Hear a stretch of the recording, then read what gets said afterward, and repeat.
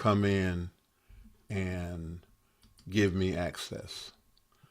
So after about a year, Welcome to the Zoom test kitchen. I had them converted back to every Friday a free account.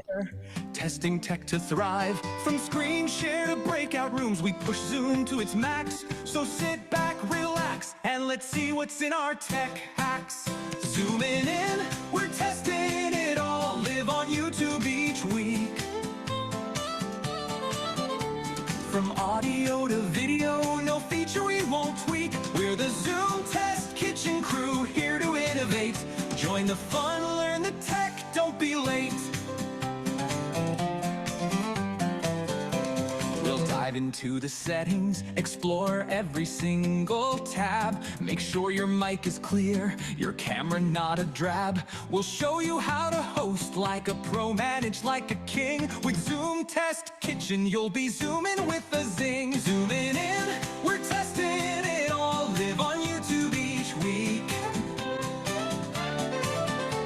From audio to video, no feature we won't tweak. We're the Zoom Test Kitchen crew, here to innovate. Join the fun, learn the tech, don't be late.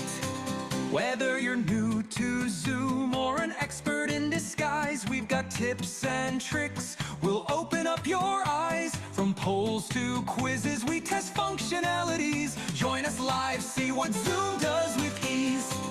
So if your meetings lag, or you can't share your screen, or if your audio echoes like you're stuck in between, we've got solutions, we'll show you how it's done. Zoom Test Kitchen, where Zoom fun has begun. Zooming in, we're testing it all. Live on YouTube each week. From audio to video, no feature we won't tweak. We're the Zoom Test Kitchen crew, here to innovate. Join the fun, learn the tech, don't be late. So tune in, don't miss out on this tech fest we lead. Every Friday, Zoom Test Kitchen, where you'll succeed. We'll make your Zoom meeting smooth, keep the tech in check. In the Zoom Test Kitchen, we've got your back, no wreck. So tune in, don't miss out on this tech fest we lead. Every Friday, Zoom Test Kitchen, where you'll succeed. We'll make your Zoom meeting smooth, keep the tech in check. In the Zoom Test Kitchen, we've got your back, no wreck. These lyrics capture the essence of what the Zoom Test Kitchen does, focusing on testing and teaching about Zoom functionalities in a fun, engaging way.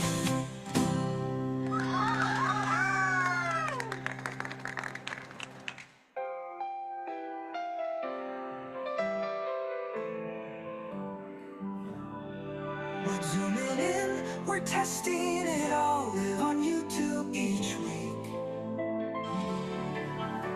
From audio to video, no feature we won't tweak. We're the Zoom Test Kitchen crew, here to innovate. Join the fun, learn the tech, don't be late. We've got your back, no wreck. We've got your back, no wreck. These lyrics capture the essence of what the Zoom Test Kitchen does, focusing on testing and teaching about Zoom functionalities in the fun, engaging way.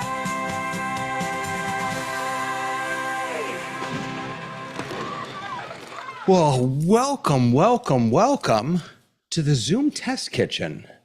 Good to see everyone. Happy Friday. It is raining like dogs and other domesticated animals here in South Florida. So I'm praying that I don't lose my internet, because that often happens when it rains really hard. And here comes Tamara. Let's make the rounds. And then I have screenshots to show, because when I started this meeting, I saw something brand new that I hadn't seen before. So we'll show that off. But let's start by saying hi to Mr. Ivy. How you doing, Mr. Ivy? I'm quite well. Thank you, David. Everything's good. We're getting the scattered showers here in the afternoon in Central Florida, but we can certainly get some storms this time of year. Yes, we can. That's for sure. As long as we don't get the big ones, I'll take That it. too. And we've been blessed. Yeah, absolutely. Mr. Sargent, how are you, sir? Doing good. I can't say I'm experiencing the same weather as you are. It's pushing 90 and it's sunny here. 90 Fahrenheit, Okay. Mike, for your Yeah. Don't really like you anymore. But thanks for sharing that, though. I appreciate it. Tony Mobley, how you doing, sir? I am fine. Glad to be here as always. Good to have you here. Mr. Latta, Mike Latta. Yes, sir. Wait, he's How's busy. everybody this week? He's letting people in, and I'm making him multitask. You know, He's that's letting Madame. in. Yeah. I've lost my mouse. Where's my mouse? Oh, here it is. Pick a How do I machine. get it back Any over machine. They didn't do it. Hands up. Okay. All right. My mouse is like not. This is the strangest thing. Well, it's a Mac. Do we go down that No. road? Oh, Okay. don't do that. Really? Really? Is that what we're doing? No. See, it's not. It won't even go. It won't even go. Oh, there it is. No, now I figured it out. It. I'm using. What is it called? Not continuity. Whatever. You know when you can use the same mouse and keyboard for multiple devices. So I've got the two computers here, and it kind of works, but kind of doesn't work, and it's very frustrating. do you remember the time that Alex tried that and accidentally screwed up and dragged a volume from one machine to another? I do actually. And then because of that, he started using Synergy, which I started using, and I still use it because I find that the Apple built-in one is just not reliable. So I have both of them running and it just wreaks havoc. But I'm not desperate enough to actually get a KVM and have to do a manual switch. So I solved it a different way. I just have two sets of keyboards. yeah. No, see, because I have 3 computers, so I already have 2 sets of keyboards because that computer is not. Is that all? Like, Is that just- all? I can't do it anymore. Can't. Use Synergy. can't. David. I You ever just- tried Synergy? Can't. That's what I just said. I'm using Oh. Synergy, Okay. but it's like it works most of the time. It's just not perfect. I go between Mac and PC, and the only time I have a trouble is when one of the screens is full. Oh, So Really? that's the only time I have trouble with it. interesting. I don't know. Tamara, are you having any trouble? I am not, but I have the same setup as you. 2 that share and 1 that's on its own. And do you have the same mouse and keyboard for the 2? I do. I have the same mouse and keyboard for the 2. I actually end up using my trackpad on my laptop for both. And does it work like on both, just using the Apple thing? It does using the Apple thing, but I have to be very clear as to where everything is so that I know where I'm dragging things. So sometimes when things get mixed up, then I get mixed up. But for the most part, it does work for those 2. I think I have to guess that part of my problem is that I have too many monitors going on here. I mean, I have 4 on that one. So no, I mean, Oh. I got a lot. I got a lot of You have monitors. 4? God, you win the prize if you have 4. Well, between the 2 computers, because between the 2 computers, and yeah. counting the monitor that is my No, that works. my teleprompter. Which, by the way, I know this technically isn't the teleprompter kitchen, but did you see the new Elgato? I teleprompter did, that's and out? I have thoughts if anybody cares. I like- have thoughts too. We could definitely share our thoughts. Peter, stop showing off. Lois, how are you? I have one computer with one monitor with one keyboard and You love two Lois. mice. And And it I run works. both mice at the same time. And it works. Amazing. Amazing. I can even bring in a separate airless, unwired keyboard if I need a second keyboard for the There you same go. computer. There you go. Now, Robert, on the other hand, is having some serious issues. Oh, Robert, what's with your lighting? Whoa. Robert, we think you're adorable. You should definitely front light yourself. There's no reason to be The in. timing of you turning on your camera was so perfect for that. I know. I thought it would make some experience. I wanted to say I don't have problems with mice. I have problems with cats because I'm redoing my studio. So I have Cat 5e, Cat 6e. I'm trying to get the 10 gigabit network separated from the 1 gigabit network. So I have problems with cats at the moment. Do you, Robert, do you work alone in that studio, or do you have other, like, I mean, there's just so much gear in there. I can't imagine having to manage all that with one person. we on a big event, we'll have up to 4 to 6 people here because we've got 2 more rooms over here that are glassed out and sounded off. So Gotcha. we don't bring people to speak in. This is like a Remy studio. Right. So we work the process here. Wow. And so we pulled all the wires out and everything. And it's a good experience. I tell you, I was telling Peter, I have extensions connected to extensions, connected to extensions, and it is a mess. So Yeah. I've ripped it all out and put it in a big pile in the corner.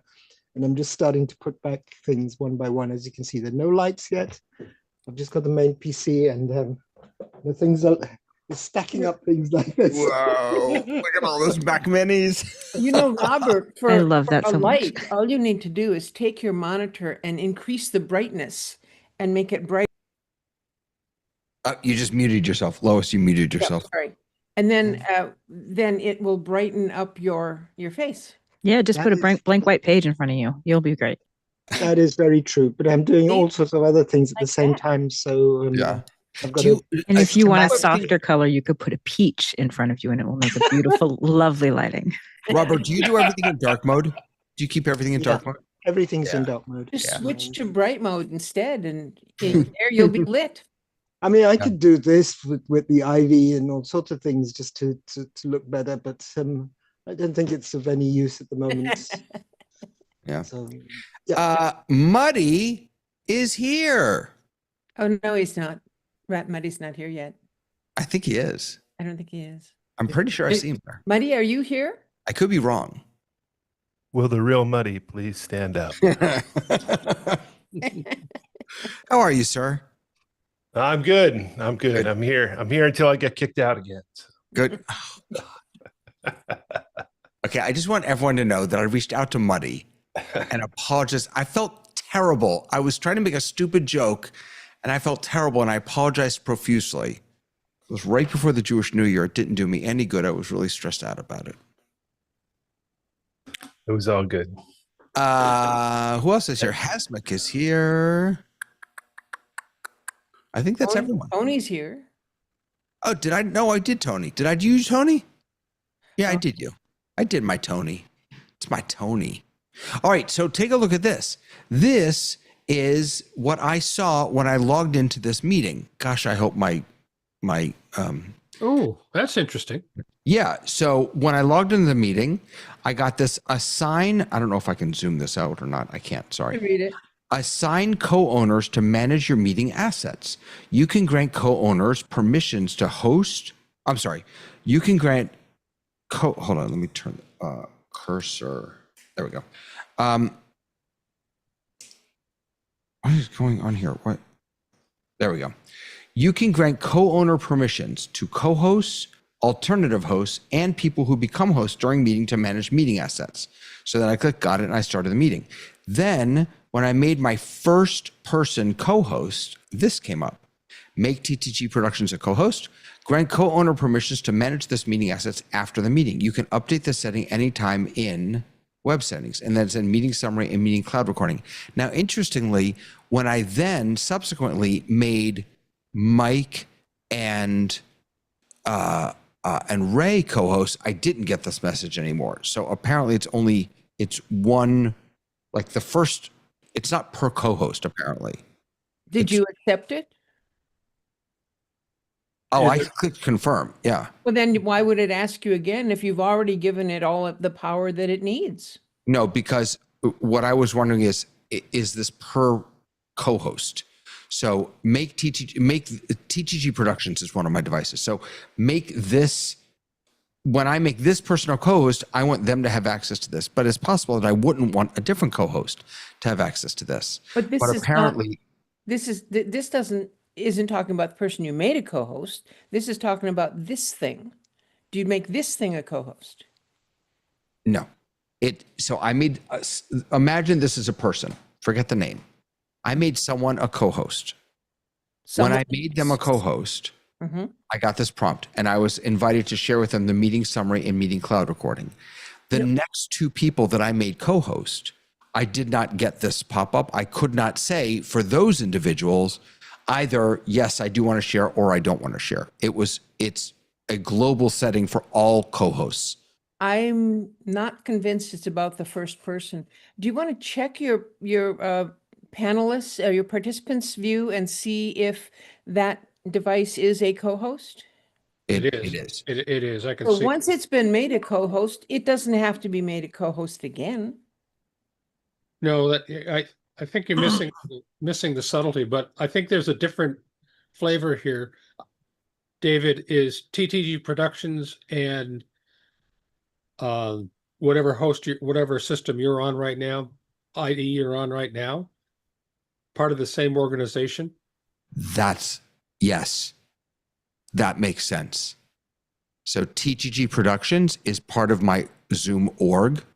Thank you. That makes perfect sense. Yeah. So you can't, for whatever reason, I guess. They still have that limitation. You can't. Right. For outside co-hosts. Right.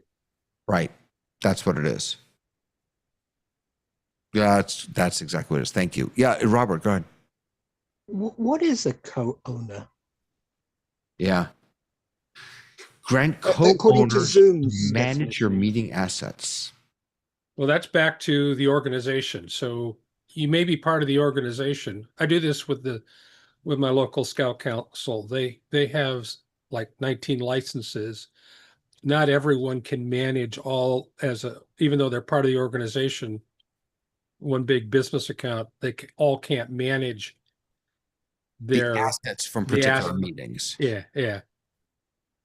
So I guess co-owner means they have ownership privileges Right. over the meeting assets after Right. the fact. Which means, like, for instance, they can delete things. Right. Right. But Robert, I had not heard of co-ownership either. Because owner seems to be associated with the account more than the meeting, doesn't it? Mm-hmm. Yes. Yeah. So you can be an owner and not be the host of the meeting. Somebody else can be hosting it, even if the owner's not there. Well, Correct. wait. Well, hold on. Wait. Let's be careful here because what this setting is talking about is ownership over assets. That's different than the account owner. Right. But I meant the person who created the meeting, who set it up. That's the owner of the meeting, right? Is that what they're talking about, or are they talking about something else? Yes, you're the owner of yes, David. She when you create the meeting, Mhm. you become the owner of that meeting. Right. Right. Now, by definition, the owner of that meeting can manage the assets. Now you're saying, by the way, somebody else can too. And that person has to be part of your same org. Right. I'm going to log into the test kitchen account because that's who started this meeting. And so October 10th, what is this? 152. Is that when I started this meeting, maybe? I'm not sure what that is. Okay.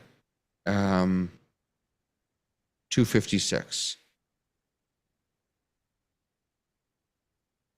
Right. So this is the meeting that we're in right now, which is why I can't open it.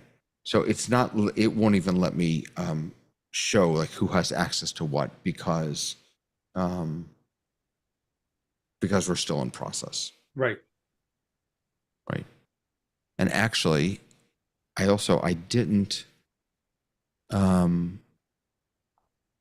start the transcript. So is it start the transcript or start the AI companion? I'm not sure which. Oh, no, the transcript is always going, it looks like.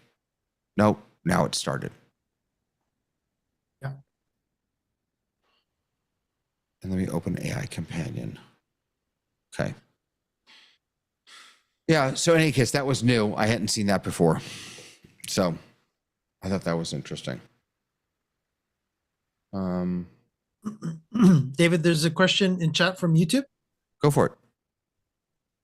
Okay, Victor was asking us earlier, he was saying, he said, I remember that, didn't that happen inadvertently dragging a folder from one machine to another? I think he was talking about your Mac issue. Yeah, the shared using the same keyboard and mouse. Yeah, I don't. It may have been that I don't actually drag folders from one to the other. I have never found that to be reliable, so I just don't. Yeah. According to Gemini, a Zoom co-owner must be a member of the same org's account to manage assets. Yep, that was it. Peter hit it. The other thing that I noticed today too, David, is that our meeting right now, if you actually go into team chat, you can actually chat You from did your that. Yeah. And I did that earlier. It's like, why all of a sudden I had a pop-up in my regular workplace app. There was like a red dot in my taskbar. Of course, I'm running Windows 11 now. That's not abnormal for when Windows 10 and 11, but I had a little red dot that said somebody had sent me a chat, and I went to it and it was like, why is the meeting sending me chat? But I actually had live in team chat, the meeting, and it's under the meeting. So if David, in team chat itself, you'll actually see a meeting chats section. Yeah, that's actually what I'm looking at, and You should actually see there ours so I'm Yeah. not sure which is. right there. That's the one. Take a look. No, that's October 3rd. That's No, last the other week. one above it. No, that's not. Yeah, it that's the either. one that's the one that Muddy just put in the last Oh my comment. gosh! So who's this? Sorry, I have to step away. That was Ray. Oh, he actually stepped away. Yeah. Oh, I thought that was last week. Oh, wait, and Lois just left too. Oops. That was me. That was a hello, honest. Wait, Lois left also. Where'd everyone go? No. They were here for Tuesday. God, I'm scaring everyone away. Today. Basically, What? those are the things that are in the chat. So they're also showing up in your team chat. So they're Yeah. also showing up in team chat, right? They're And in showing real up as a time. meeting chat. They're not. They're in your team chat tab, but they're live from the meeting. Message from the workplace app. Yeah, that's what I ended up doing. Shows up Now, over in the meeting chat also. Ah, fascinating. So this is just a duplicate of the right. Yeah. But you now see that you have a history of all your chats now from the last few meetings too. And is that new? There is Feels like something to new me. about that, actually. Yeah, it's new to me also, Mike. I was like sent an email a couple of weeks ago on, do you want to be part of this team chat? And I don't remember if it was for this or for the rundown, but I noticed that I started, it seems to start sending out emails on its own, which was a little disturbing to me. And I actually had to look, and there's a setting behind the scenes that is like who should receive all of these summaries. So if you don't check that, then it could be sending everything to all of the people that were set to your meeting, which is weird. I'm not describing that well. I'm sorry. No, I think I know what you're saying. You do have the option. You do have to. You do set up who gets access to. But I feel like that was one of those things that accidentally was set to opt out of as opposed to opt in. And I would want to opt in to sharing and not be opt out to sharing with all, if that makes sense. Like, I don't want that to be, I don't want that to be a given. I want to make a conscious choice that everybody's going to get those summaries, because what I didn't realize is that it is creating summaries whether I ask for it or not, if I have that AI set up in the background, and that was not an opt-in. And so when I realized that, because I had one meeting, they were like, here's your assets from that meeting. I was like, wait, what meeting was that? The meeting that my friend and I were gossiping about everyone else? No, I don't want assets on that. Thank you very much. Right. You just you hadn't requested them. I hadn't requested them. They had just shown up as an email. Here's the assets. And I was like, what? There's some things that I don't want those assets floating around the universe. Yeah. So then I went through and was like, no, only I can get these. Only, like, because I don't want there to be things floating around that I don't have control over. Love it, Zoom, that you do it, but not as a non-opt-in. Yeah. I'm sure last week. Hold on. TTK meetings. We had talked. I had brought up something that Frank had dropped into the Discord, and for the life of me, I can't find it now. Oh yeah. About a hub type space for video. Does anyone know what I'm talking about? A hub type space for video. Zoom is calling Zoom CMS. Right. That's what you're starting to sound like. Is that what I'm talking about? That is their, for lack of terminology, way of you not using YouTube and using them. Yes. Zoom, thank you. Zoom Video CMS. Here, I found it. Thank you so much. Okay. And the conversation was that apparently the video CMS content management system, right? And it looks like this might be an add-on, is I think what I heard. Correct. Correct. And again, you have to, as you notice, you're in the webinars and events section, Right. which Sorry. means that it is an add-on for webinars and events. So Webinar Plus or Zoom Events. Gotcha. Okay. Oh, it's a video management in events. Okay. All right. But it gets you a YouTube feel to your content. as Right. compared Because you to can the have hub. playlists. Yeah. Right. Okay. I thought this was But it's got kind of a weird pricing structure, I think. I think it's like a per view kind of price. Like there's a bulk per view and then everything. I remember that. So yeah. it's got like something that feels like it could rack up pretty quickly if you didn't have like a closed number of people that you could maybe not plan for. Correct. And it's secure video channels, managing visibility, measuring the reach of your content. Yeah, it's a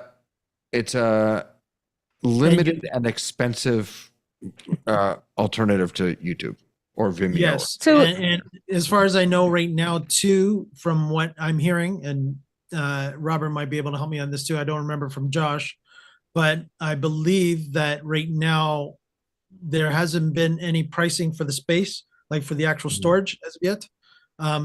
So there's still a few things up in the air, but you again should be talking to your sales rep if you do want the video CMS. And the use case scenario for it is similar to like when you go to Zoomtopia and then afterwards those videos show up. So that's kind of what the use case is. It's like if you have an event and then you want to have content either available to them or you want to save those videos for viewing afterwards, that's kind of I think the main idea use case scenario. Obviously, some of us would use it differently, but I think that's what its idea is. That makes sense. And in that case, you could control your costs because you know who your fixed audience is and once you make that live to anybody. John Edelson, welcome, sir. Good to have you here. Tony, you wanted to pro Zoom account to webinar. Yeah, this is actually a good segue because we actually are talking about video CMS, and that's one of Webinar Plus or Zoom Events add-ons. I am a master of segues. Well, I was thinking that here's my problem. So we have been doing meetings for almost 3.5 years. Initially, I wanted to do webinars because I knew that there was going to be a problem with people coming into the meeting unmuted and issues. So where we are right now is that we have most meetings are 20 and less, 20 or less people. 5 of those people are going to be on a smartphone, and we have 2 that might possibly be on landline.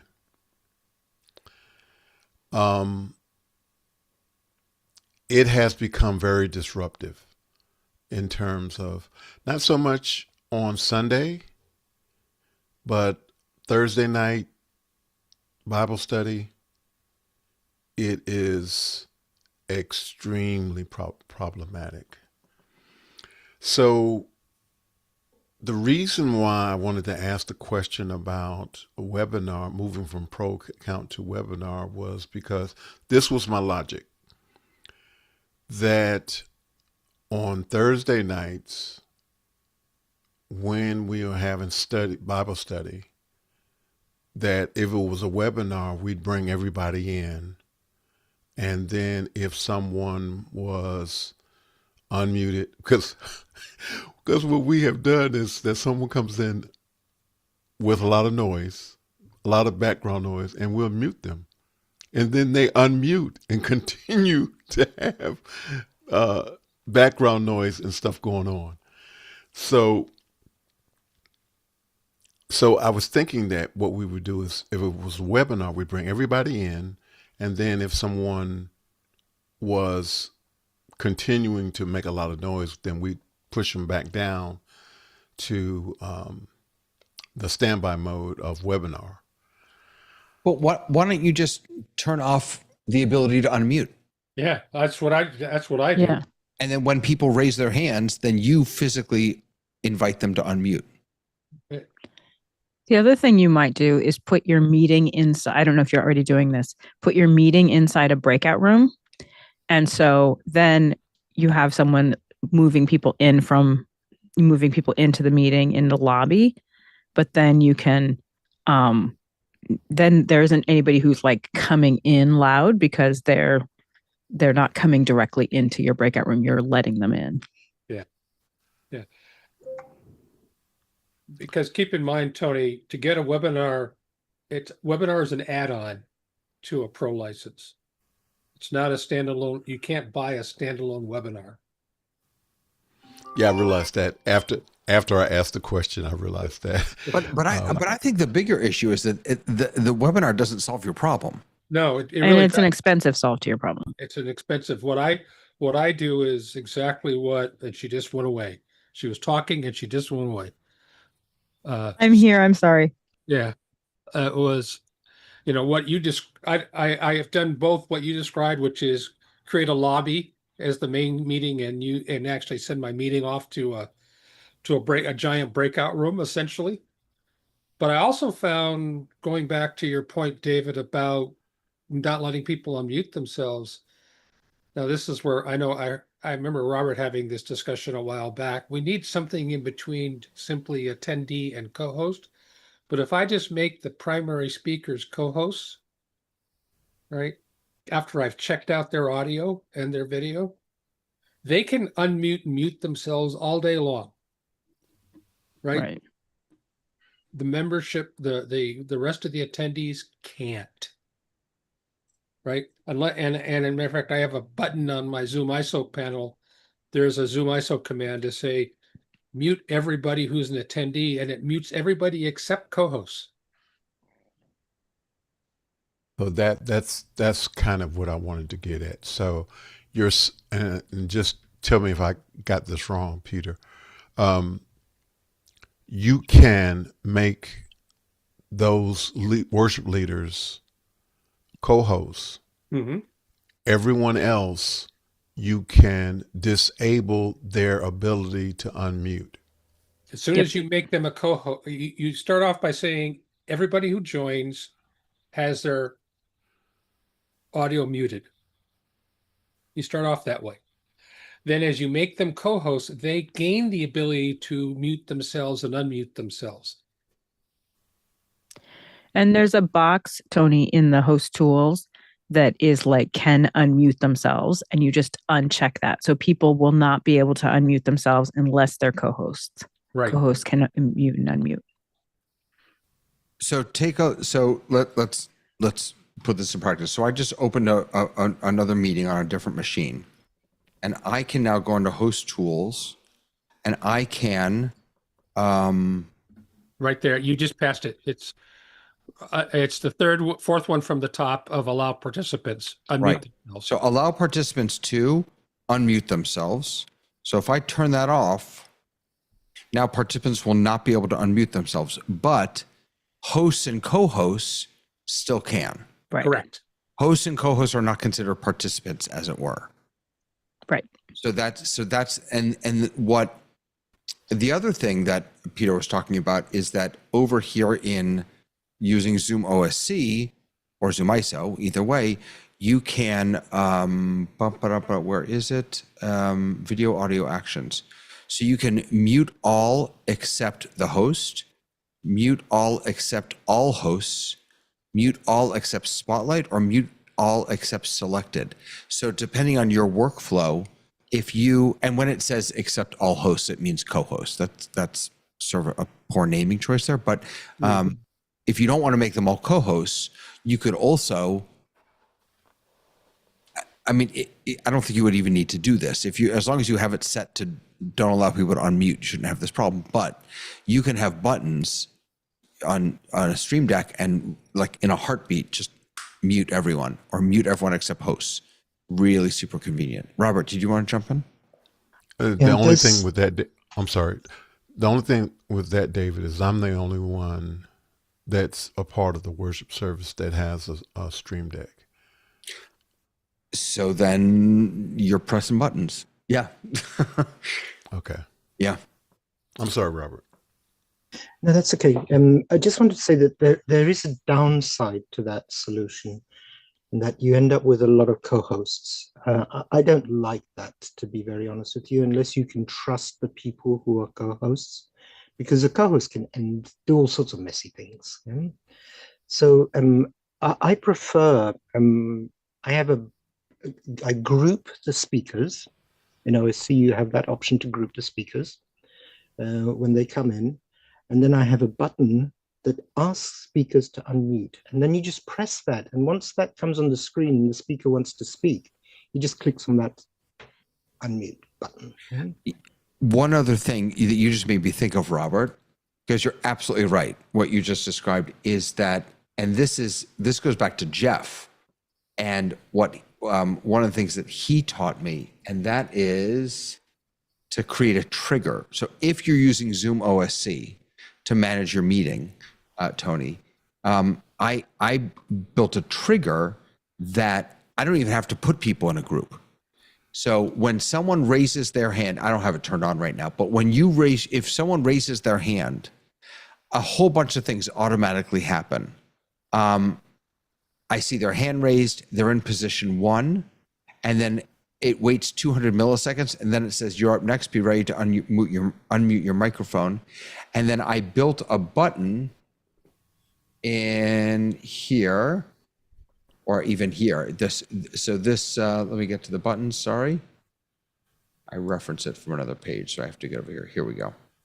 So this button does a whole bunch of stuff. So number 1, it adds this person as a spotlight. So as soon as someone raises their hand, I can press one button and it spotlights them. It asks them to unmute. It lowers their hand and it clears the selection. Right. So what that does, Tony, is this combination is if someone wants to say something, they have to raise their hand. When they raise their hand with one button press, you can then bring them up on stage, as it were, and unmute them. And then this off button that I made does the exact opposite. It takes them off spotlight, it mutes them, and then they cannot unmute because I turn do not allow to, Right. until I invite them. This is the problem, though. So it's me and my niece. That's it. And she is so busy that she is not going to embrace this. And I'm not in a position that that I would be able to maintain this by myself. And so I guess what I want to say, I recognize, as had already been said, that the webinar is not going to work. Primarily, it's not going to work because of the cost.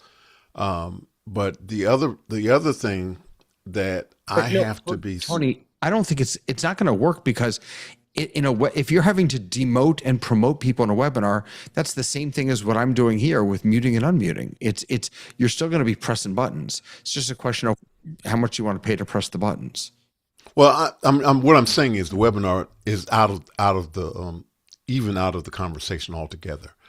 And so what I need to be able to figure out a way in which, and I'm thinking that perhaps going to a breakout room, figuring that scenario out might be the way to go, because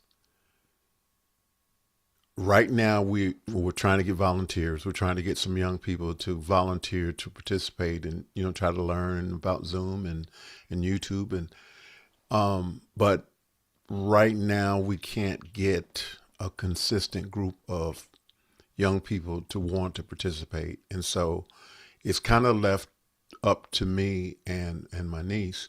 The other component, and was part of the reason why I was initially even talking about webinar, was that there has been, and I've shared this many times, that we're in the process of building a new sanctuary, and their desire in I want to say in voice, I don't know if I could say in practice or even in the heart, is that this is a hybrid situation where people can tune in to the worship experience. And last week I asked the question, because right now the only thing that is on YouTube is the preached word or the spoken word. That's it. Any other parts of the service is in the Zoom meeting. And so I asked a question last week. I said, well, listen, when we are in the building, are we going to continue with the preach word only, or are we going to have the complete service? And the response was, whatever you decide. And I was like, whatever I decide. I was like, okay. So this is, I mean, I'm sorry, go ahead. I was going to say, Tony, the only thing I'm thinking of is every sanctuary I've been in that is doing hybrid services has, for all practical purposes, a balcony area that is the control room. And people are pushing buttons to make that work. I mean, there's, whether it's what camera they're bringing up, what microphones are live at any given point in time, that turns into a production exercise. And that is possible to be done from a remote. Yeah. But it does take some setup to do it. Because like I'm doing that in my theater now. And so that is a possibility to be able to like set that up so that it can run remotely, but it still is a production thing, because you're talking about the when I'm doing hybrid events, which make me cringe in every way, but you have what's happening on site. Something has to happen on site. Even at the very least, cameras need to be turned on. People, like, what is happening there? What is happening in your Zoom meeting? And then what is happening to project, where is that going to go into Zoom and then out to YouTube? Like that's all possible. It's not an impossibility, but those are the things to think about. So I always think of, because I've had to do a lot of these streaming out to YouTube things and streaming out to different places. You really do have to think about your in-person audience and what they're getting, and then what your digital audience is getting. And those are almost two different thought processes with a big umbrella. So someone thinking about both, but you should plan for what does it look like if I'm a Zoom participant? What does it look like if I'm a YouTube participant? What does it look like if I'm an in-person participant? And what is the staffing that I'm going to need in order to make that happen? And again, it can all happen remotely, but always having someone on staff to be like, hey, the camera flipped off. Can you replug it in? Like that's, Oh, yeah. because there's just certain things that you can't control Yeah. that happen live. Yeah, I mean, David was making light of Absolutely. my me showing off earlier, but the point being is I do exactly what you're doing, Tamara, for the Boy Scouts, and you're right. I mean, the only thing that I can say is in the case of my my church is, we can say what we will, but the Catholic liturgy is very cut and dried. And so it's a very repeatable process. So my run of show, when I help with the church, everyone knows the run of show, doesn't know what's going, we know we at this point in time, when the priest gets up, we push this button. When choir does this, we push this button. But it's always about the same time in the process of the liturgy. I don't know. I can only assume it's the same thing, David, in a synagogue. Yeah, pretty much. Let me get Robert in because he's been waiting so patiently. I'm sorry, Robert. I got 2 points, Tony, if I can just throw on the table for you. I would, in your shoes, take a very pragmatic approach to this, take a step back and say, what do I want to achieve? And then put a couple of interim steps on how I want to get there. Because the idea of doing all those 3 channels at the same time in one step is overwhelming. And I really honestly believe that you need to space it out and do one thing at a time. Yeah. The other thing in terms of resources, Tony, I don't know what your access amongst the community is, but I reach out to film school students. They are the absolute best people that I've ever found and worked with because they're willing to learn and they have the knowledge, they understand cameras, they understand audio, they understand framing, they understand what it means to be in a live production environment.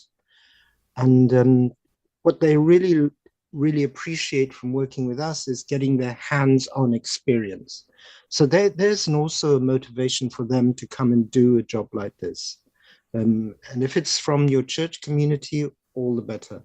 But those are the individuals I would really be looking for if you want to set this up and allow it to work on volunteers, because just anyone who's worked with volunteers knows the how the challenge, maybe that's what you should call it, the challenge of keeping them motivated when you can't give them responsible tasks because they don't know how to do them. Right. And it's a teaching process and it's a learning process. But if you go for school, film school students, they are at a level that you can speak to about doing things, assigning tasks, and it just works out so much easier. Those are my 5 cents, Tony. I'm gonna throw to Tamara in a second, but I just want to say, Tony, that I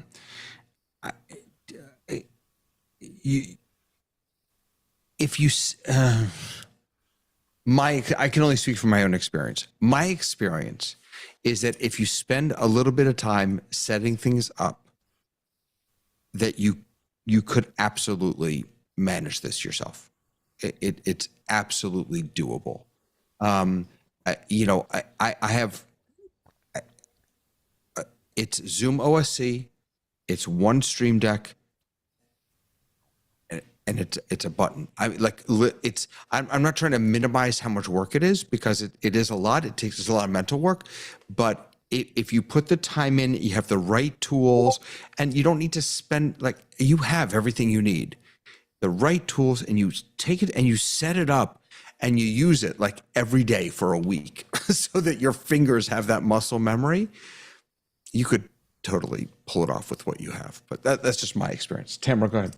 Let me just give you one more thing, because my brother's a pastor and he sends out to Zoom and Facebook, to Facebook and YouTube every single week. And they are about as low tech as you can go. As a matter of fact, he's the guy running everything while he's being a pastor. So what he does, they have cameras set up. They have, he ends up walking over and switching everything. That's how rudimentary this is. At the very lowest key thing possible would be to send out the signal to YouTube and share the YouTube link in a Zoom meeting. And then you don't have anybody voice, disturbing it or any of that. So at the very low key where you didn't have to do anything else, that would be one option for you. Thank you. Doesn't involve set it up to stream to YouTube, send it to YouTube, share screen with sound going, and then share the screen into the Zoom. That'd be the Quick lowest question. key way. Yeah. Quick question. Does he have actual cameras or is he using smartphones? No, he's using, what is he using now? He has used smartphones in the past. I think he does have a camera now. He's got a couple of cameras set up, but he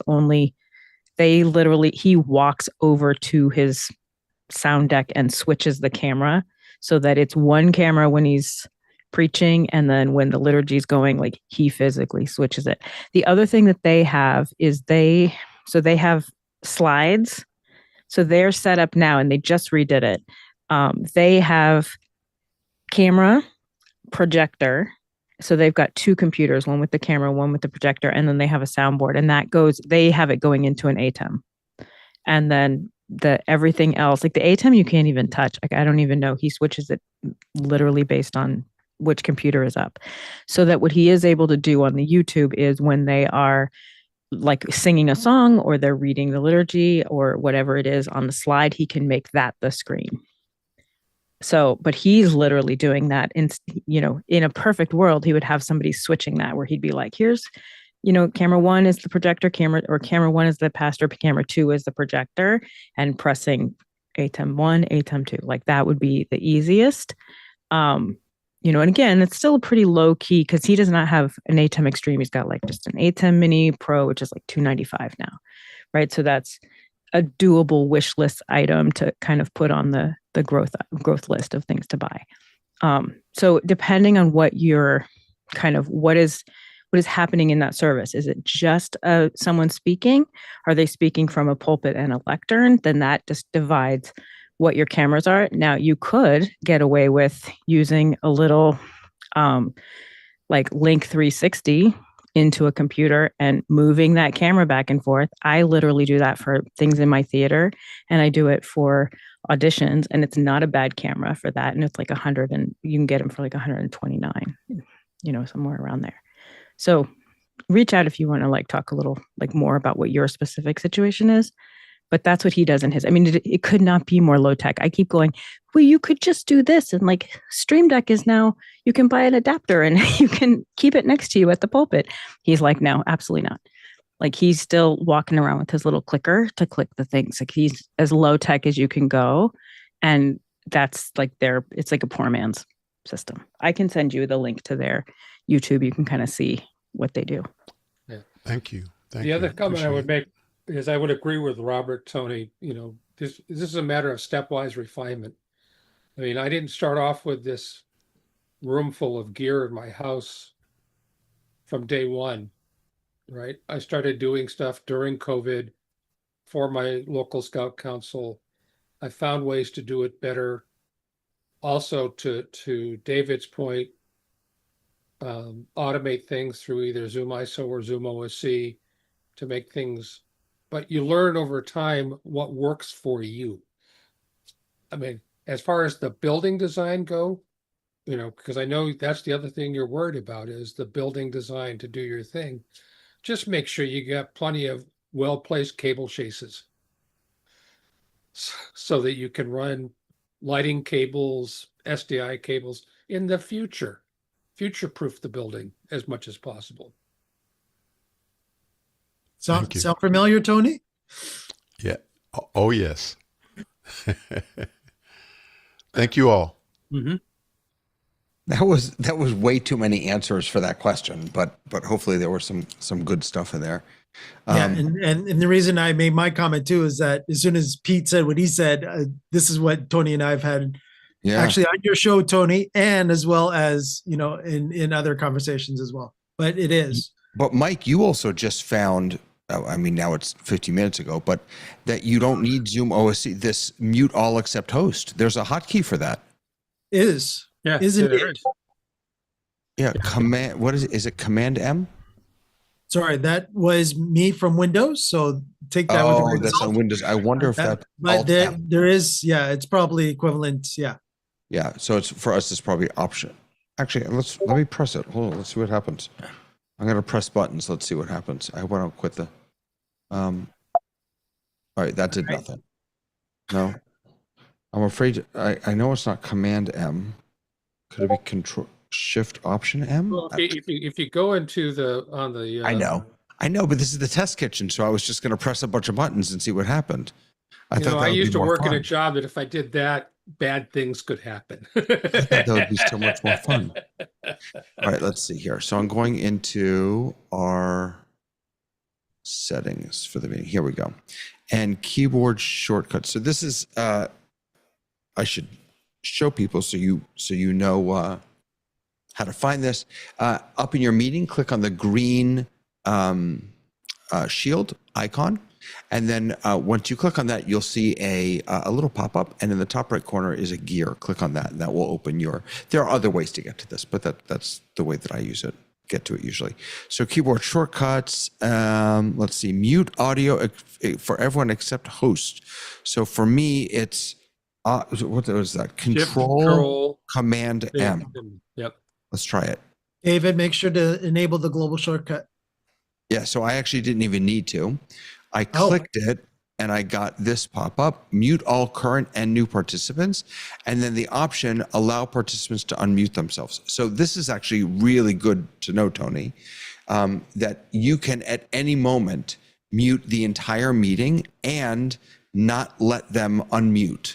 You just unclick that, and except for the host, and you're good to go. So that's actually really nice to know. So on a Mac, that's simple built-in in the workplace app. yeah. Command Control M is the shortcut on Mac. That's fantastic. Great find. And if also you're using Companion, and you use either Vicro Listener or our new BitFocus Listener, that's in beta right now, as Pete's like, yes. You could actually send those commands via Companion if you wanted to. What? So there's a bit. So what? There's a in BitFocus and Companion. There's a new. I don't know what you would call it. A new module that acts as that basically substitutes in for Visceral Listener. The nice thing about that is Visceral Listener is pricey.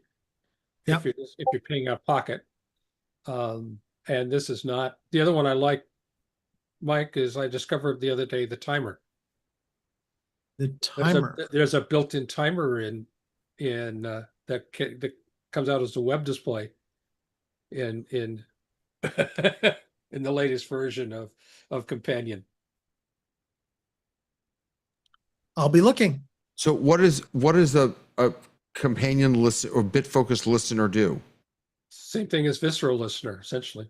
Well, I don't know what Visceral Listener does. So basically, David, it is an app that runs on your PC or Mac, and it sits there listening for certain keystrokes.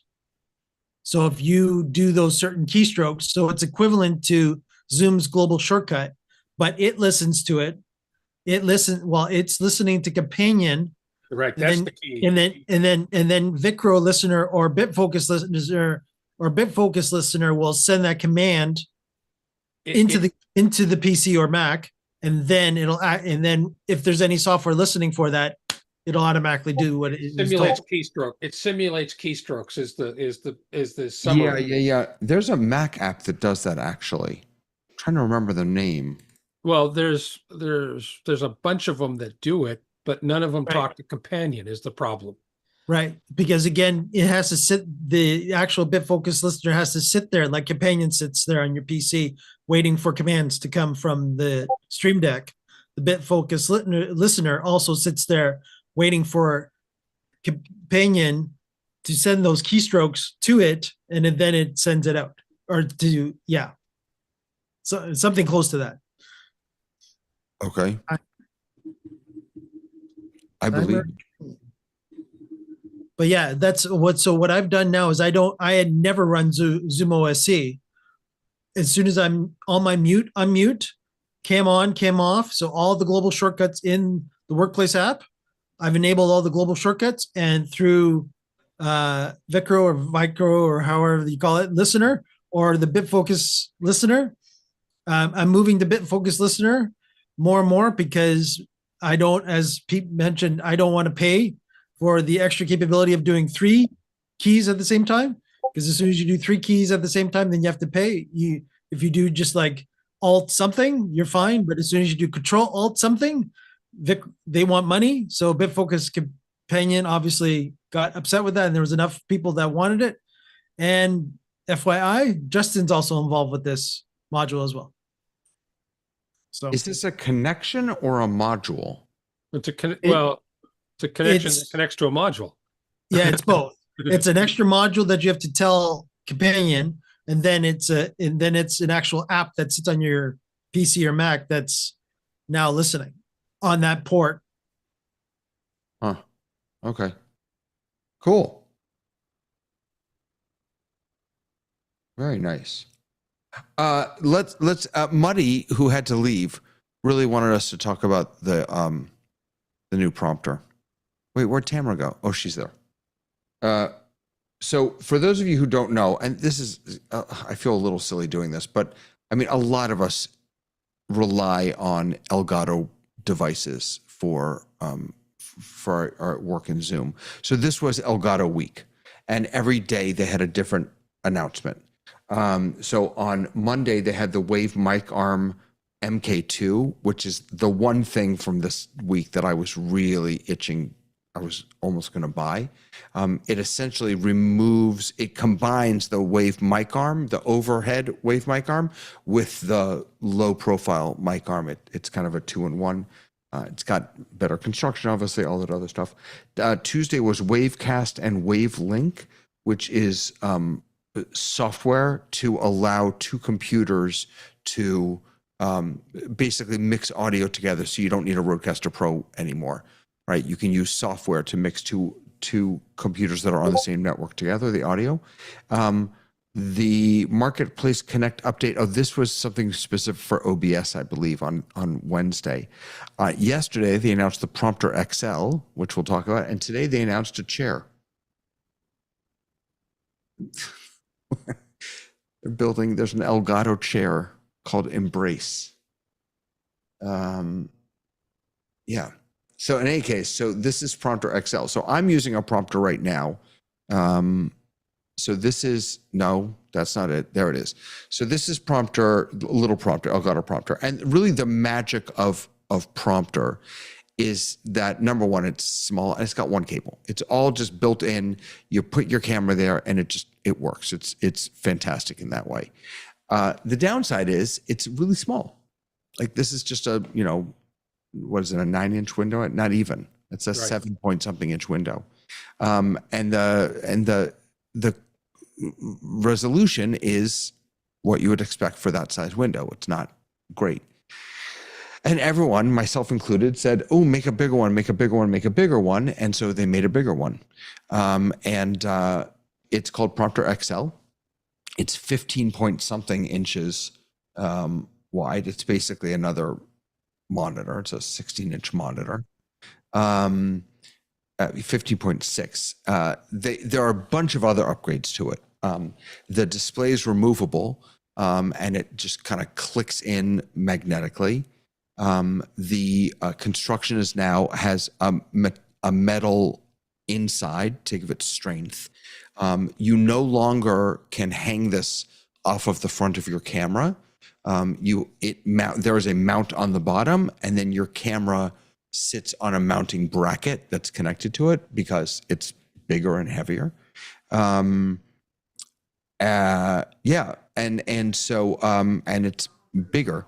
I immediately went to go get it until I saw it was $600. And then I stopped myself. And then I've actually come to think that I don't need it because, and they said this in the promo video, they said, if you're sitting 36 inches away from your prompter, this isn't the one for you. You don't need the big one. Get the small one. If it's across the room, get the big one. I would still like the big one because I'm old and I can't see, but that's what they're saying. So in any case, Ray and Tamara, what do you think? Well, you're probably not surprised. I'm somewhat experienced with teleprompters, both little from bit. my broadcast time And from but Ivy. and from Ivy, which was designed by an ophthalmologist. Because of those factors, you got right to the point. Because you're so close to it, you should not be using this to read stuff. This is just a camera monitor that happens to have your image on it when I'm talking to you. And so even the slightest movement of my eyes, one way or the other, at this distance is exaggerated. And so if you'll go to a TV studio, you'll notice they're 25 feet away and they have a 24-inch monitor. Well, parallax being what it is, this way, parallax being what it is, you don't see their eyes moving from the lens. Right now, you know I'm looking at the lens. That's what's most important.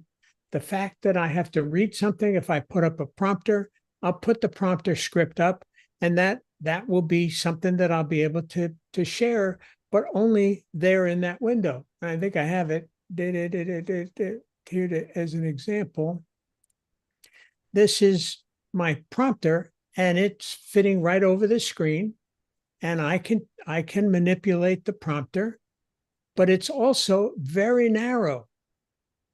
I don't even use the full width of the screen because it's more eyes moving back and forth. So while this is a one piece and a one cable to connect it, and that a lot of people like it, it's not inexpensive, but this is the size screen you should be using. The bigger screen is a mistake. Yeah, it's a excellent point, which I hadn't even thought to mention, that there's value in having a smaller screen because your eyes aren't looking side to side. And you're right. The few times that I have used this as a teleprompter, even in this little 7-inch screen, I make the text narrow to about 2 inches so that I'm looking straight down the center. You're absolutely right. That's a really, really important insight. And you also want to make sure when you set up your teleprompter script, you want to be able to set the notice, the little carrots on the side to the center, because in fact, the camera here, which is a 4K Sony camera, and the other advantage is that this is a high resolution monitor. So the picture is considerably different. It's a 4K Sony camera, but not a commercial. It's a different package altogether. And it's expensive. It's going to be close to a little over $1,000, but you would spend that much on anything that had the word Mac on it. It's true. Go ahead, Tamara. So as with all things Elgato, I run to the site every time they drop anything new because I own a good collection, a good portion of their collection in various things. So I was like, yay, new prompter. Let me go see. Price is prohibitive. Like if it were in the $399 range, I'd be like, maybe, sure. But if it's going to be more expensive than like a good camera or something else, then I'm like, nah, I'm not going to go with that. But if you are planning to use it the way I use it, which is mostly as a way to talk to people in Zoom and as a way to hide my camera so that I can, have eye contact, there's no need for anything more than the bigger one. Than the smaller one. And in fact, if it's not going to hide your camera, then it's not going to give you kind of the benefit of having that camera hidden and still being able to talk. So that's one thing. The other thing is, if you do plan on having it close to you, anybody who's got the small one knows you have to turn it to such a low level if it is too close to you because of the spill that it bounces off on your face. So looking in my monitor, I can see all of you in my prompter, but you're very dark because I can't put you up any lighter than that because it will bounce all over me and it's not that far. And I still have problems with my framing. So you have to, we would have to. Like that. I mean, maybe I do have the spill and I just haven't noticed it. That's so interesting because mine is actually turned up quite bright because again, I can't see without. Light in the room. David, you have more ambient light. You so- do. I so have it's I have a not lot of dark light in mine. Right. I've got just studio lighting. My overhead lighting is off. So is mine. So I don't know. Well, I will tell you, mine is at 30%. Do you have a backlight? Do you have a hair light? I don't. Maybe that's it. So I've That got could a be light it. kind of above shining down on me and then onto the desk. Yeah. That is possible. But I just know for me, it's quite dark. So if I had any more than that, like I end up with a little fuzzy oval on my face in blue light, which is unattractive on anybody. Yeah, I actually was had also- the same problem too. When I was doing the prompter, I actually reached out to Tamara and Tamara said, Mike, 45 and 55. Yeah. I think, yeah, somewhere between like, at one point it was like 31 and then they did some kind of update and it got a little better. But Yeah, guess what? They updated it again today. Right. Oh no. Wait, they updated what? Oh, camera hub. They did? Oh gosh. Yeah. Is that Hold going to on. make me Oh. sad? Oh, I mean, Wait, it does well, let me have it a little brighter now than it used vary. to. I don't know on the Mac. I'm on PC, so Camera hub, preferences, check for updates. Yep, 2.2. Ooh, I have 2.1. Okay. I'm not Meet updating. what's new in prompter. Orientation, you can rotate the display. I don't know why I'd want to do that. In voice sync mode, choose whether to highlight text word by word or keep the entire line highlighted. Okay. Listen, Improve they've desktop needed a environment. lot of teleprompter help. If you're using it as a teleprompter, it's never been a good idea because their software was kind of lame. So any help that they can get for people who use it that way, I don't use it that way. I use it simply to put my Zoom meeting or to put other things in there. I've used it a couple times for that, and it's okay. But every time I've done that, to be honest with you, I have realized how terrible I am at doing a script, and that I should just wing it every time. Because instead of enjoying my presentation, I'm. Are you all still there? we're here. We are. Did you try to update in the middle of a Oh, show? I'm That's updating so- right now. Hold on. He's so Insara wants to rogue. modify apps on my Mac. I'll make sure I keep talking too. That David, should disappear. Okay, all right. Wait, go ahead, hold on. David. I'm gonna Oh, Look, there you go. The blue light of death. Yeah, Wait, we saw it from here. blue light. Yeah, Son of a- hold on. My God, my computer is losing its mind. Hold on, Mike. I'm making you host. Okay. Yes, see how Okay, it's worked. I'm back. David is like a rebel. Don't update in program. He's like, I'm going to do it in program. No, I'm back. This is fantastic. Okay, so Many people don't update even before when a new thing comes out, but many you. people don't. I do it during. Absolutely. I mean, that's just no fun if you don't. I put you back as host, David, but of course I lost co-host. So just FYI. Oh God, you could have kept it. I don't care. Bum co-host. Make my co-host. Okay, so so let's see now. Let me open Camera Hub. Do I have anything new? Not. I don't think so. Prompter. So yeah. Sorry. Just again, the when I use it as a prompter, it reminds me to not do that. To enjoy the freedom of not having to follow a thing. Oh, you know what, Tamara? I just noticed Yeah, my brightness is at 30%. it sure is because there's no way if it's higher, you would not look the way that you look. I guarantee you. That's I'm so at 100%. interesting. And as a matter of Well, fact, mine is- that but it's plenty bright. right. So that's what so here's the thing. 30% is about where between 30 and 40, I think 2 or somewhere in there is where it kind of doesn't show on you. But when you updated, it went to their original settings where you had that little blue thing on you and it immediately went back to your settings. So yeah, you've been at 30% without knowing. Huh. Because if you just turn it up from 30%, you'll see blue screen of death. Well, I don't want to do that. I mean, You'll be all fuzzy and nobody's attractive fuzzy. that doesn't sound good. Yeah, well, that was definitely one of their selling features too, was that, oh, it's the new one is even brighter. I'm I like, was like, well, then I don't it's gonna, want you brighter. it's Who gonna told have you to be do that? across the room.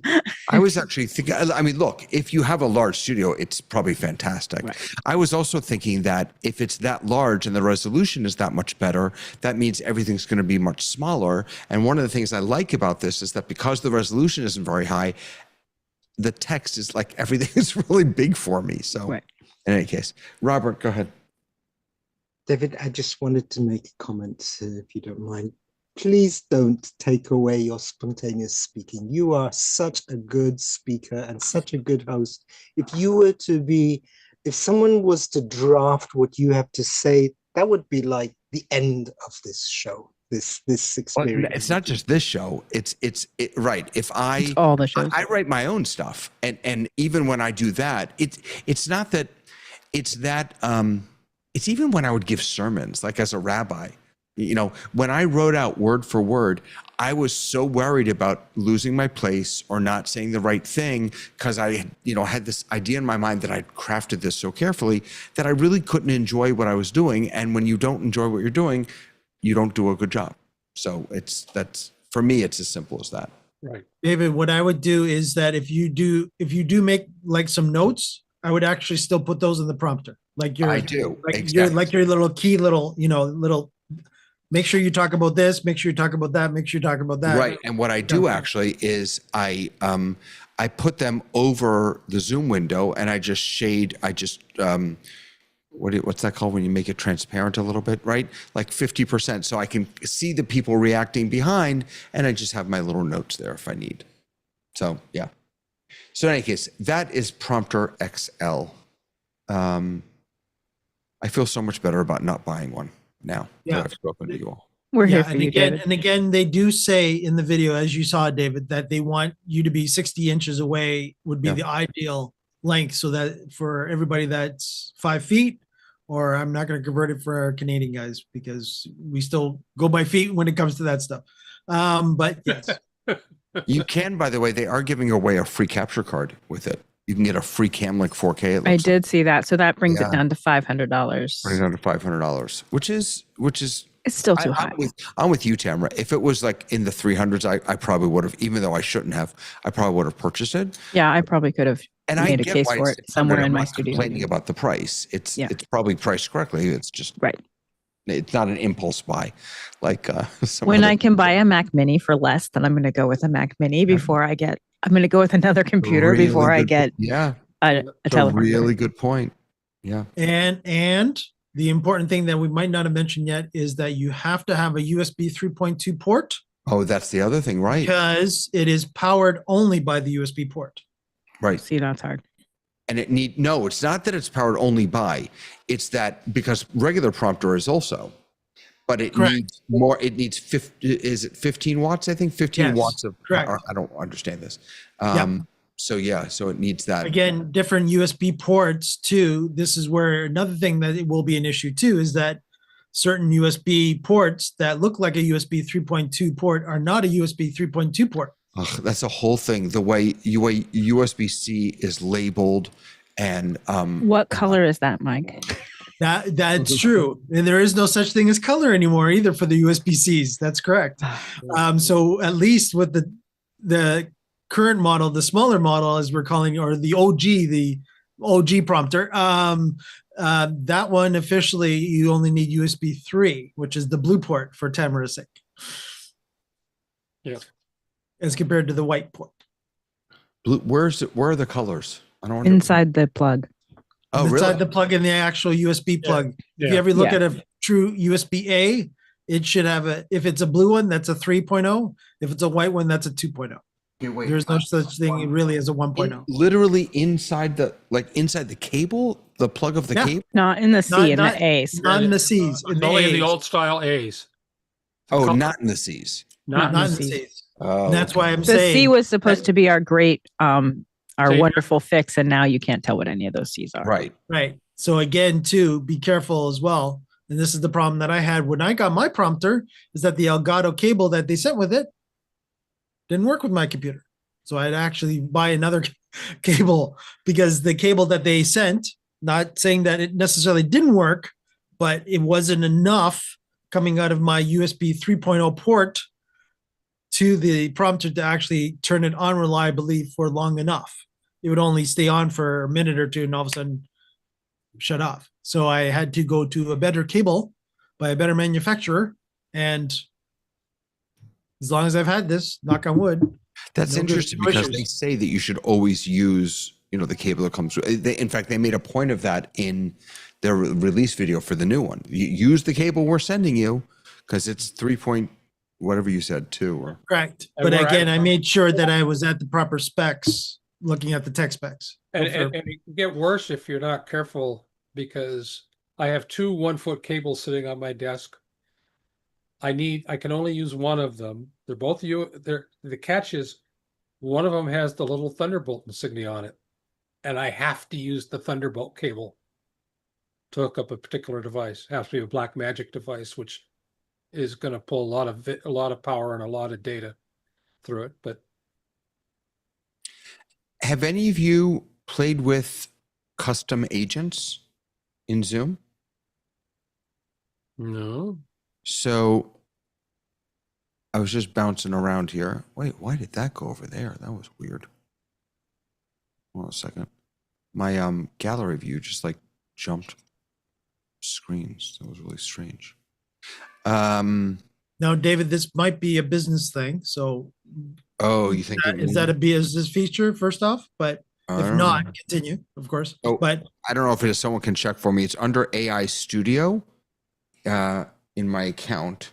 So I've got custom agent. I can click on create, and then I've got some templates here.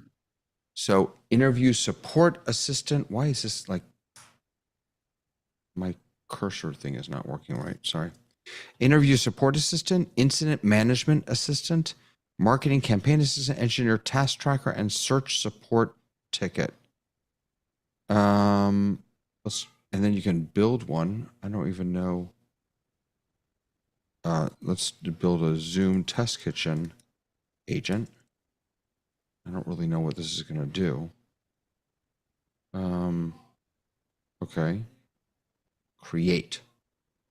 So characteristics of your agent, open questions, add helpful example prompts that show users what kinds of things they can ask the agent. Oh, this is like a custom GPT. That's what this is. Okay. And you can add knowledge and tool. yeah, and it also might, yeah, Slack, Notion, HubSpot, Google Drive, Coda. Interesting. What I don't understand is like the pricing. Like this gives you a way of making an agent be like your customer service, right? So someone comes in and they do customer service. But I don't understand 100% how they're pricing this agent thing, because it seems to be like 3 minutes a month or something like that. So is that to What do you mean create it? pricing this agent thing? I have to pay for this? No, you get like because I was looking at this. Hold please. I don't know. I'm making Hold, please. We need hold now, music. I'm now making things up on the fly, which is bad for Zoom and bad hold, for hold on us. now. You want me to fire up the music app? I will. Hold on. Hey, by the way, about that, I just want to report back that last week we were talking about the microphone modes, and mine was set to original sound for musicians because I guess it had been before, because I used to always keep it on that and then just toggle it on or off in a meeting, and now you can't do that anymore. Right. So I just want to report back that, so last week I changed it to noise removal to the regular default, and that is sticky. So in this meeting, I just checked it because I was going to play a sound effect and I want to make sure it go through. When you change it in your audio settings here from the drop down, it is sticky. From meeting to meeting, which Yep. I guess is good. I like that too. Yeah. Can I just complain about this once and then I'll get it out of my system? I love Zoom's new website. I think it's amazing if you don't know anything about Zoom, but every time I go to Zoom, I can't get to my dashboard. Yeah, Like, we talked about that a couple of weeks ago. I'm a returning customer. And once I've logged in, you need to remember that I'm logged in and I don't want to see your website anymore. I'm the biggest fan, except I just want to get to my stuff. This is where you end up. And then you can't get in. There is no obvious way. It's happening again with my mouse. There's no, even when you click on your name at the top. No, you have to go to like the little boxes next to it and then get in and then You can click on settings. You can click on settings, but it's just like there should be a my account or something. There's no obvious way to get to. No, it is a gross use of marketing. I am sorry. I love Zoom. It's a gross use of marketing to do that to people who care about you and who love you. I just want to get to my dashboard. By the way, it did. You used to be able to go to zoom.us and you would be taken right here. Right. If you want to market to me like at the top, I'm okay with that. Like not that I don't want to be marketed to, but your beautiful website is beautiful. But if I'm already logged in, I need to be able to get in. Like, even if you want to bring me to there for me to log in, I'm okay. But once I'm logged in, okay, that's the last I say of it. I'm sorry. Thank you for indulging me. No, I agree with you. Yeah. Okay. All right, hold on. For you, custom agent. So I'm not sure which of these I would even use. The engineering task tracker helps developers manage assigned tickets. Oh no, I was thinking of avatars. That's what I was thinking of. Yeah, the avatar. No, you're right. The avatars are, you get 3 minutes a decade and then. Right. But I thought you could use those with your agent, but I guess I'm lying. I'm making that up probably. The keynote at the keynote when he had his avatar do the whole thing. I mean, that was like a $30,000. It was a $30,000 thing that we can't actually do as regular humans. Right. But I guess I thought, and I'm clearly making this up, of course. I thought that was the purpose of having those avatars, is that then you could attach them to agents and then agents could do things as you. No, but this agent, these custom agent templates here, this is just, this is a custom GPT. That's all it is. It's just for chat. Right. Here's what it's this. Hold on. I built, my GPTs. Right. Right. So these are some GPTs that I built, right? And I gave it information and I gave it directions and information. And I said, here are the different things that you can ask it. So this is exactly, it looks like that's exactly what this is. So what is the use case scenario? I get that it's like customer service. Do I embed that on my website and then it clicks on that and can ask questions that can pull from my knowledge base? No, this is for when I'm on a call and I'm interviewing someone. Right. This is to help me. I, as the interviewer, can open Companion and AI Companion, and I can use this. If I'm tracking an incident, then I can use this. If I'm offering support to someone, so this is not outward facing for customers. I see. These are GPTs essentially, or agents within Zoom for people, for the people within the org, basically, who are providing service. I see. I guess I'm probably wrong. I felt like when they have talked about how businesses might start using Zoom, that this was one of the ways that a business could use Zoom, is having these things be able to do your customer service for you. Well, but maybe that's in the works to a certain extent. Like, for example, the search support ticket, right? Mm-hmm. So the search support ticket assistant helps agents quickly find previously resolved tickets with similar issues, reducing resolution time and improving consistency by searching ticket history and providing context from past cases. So it is something that will help, but it's not customer facing, I think. I see. That's the way how I'm understanding. But then the tickets aren't customer facing. So does it cook with your other services. It must hook. Yes. So just like, hold on a second. Let me see. Hold on. So I'm creating this one. Yes. Here we go. So, all right. So for this one, this is the search support ticket. It gives you open questions. Are there any similar tickets? Here are the 3 things that you can ask it. And then there's a support ticket resolution process guide that's uploaded for you.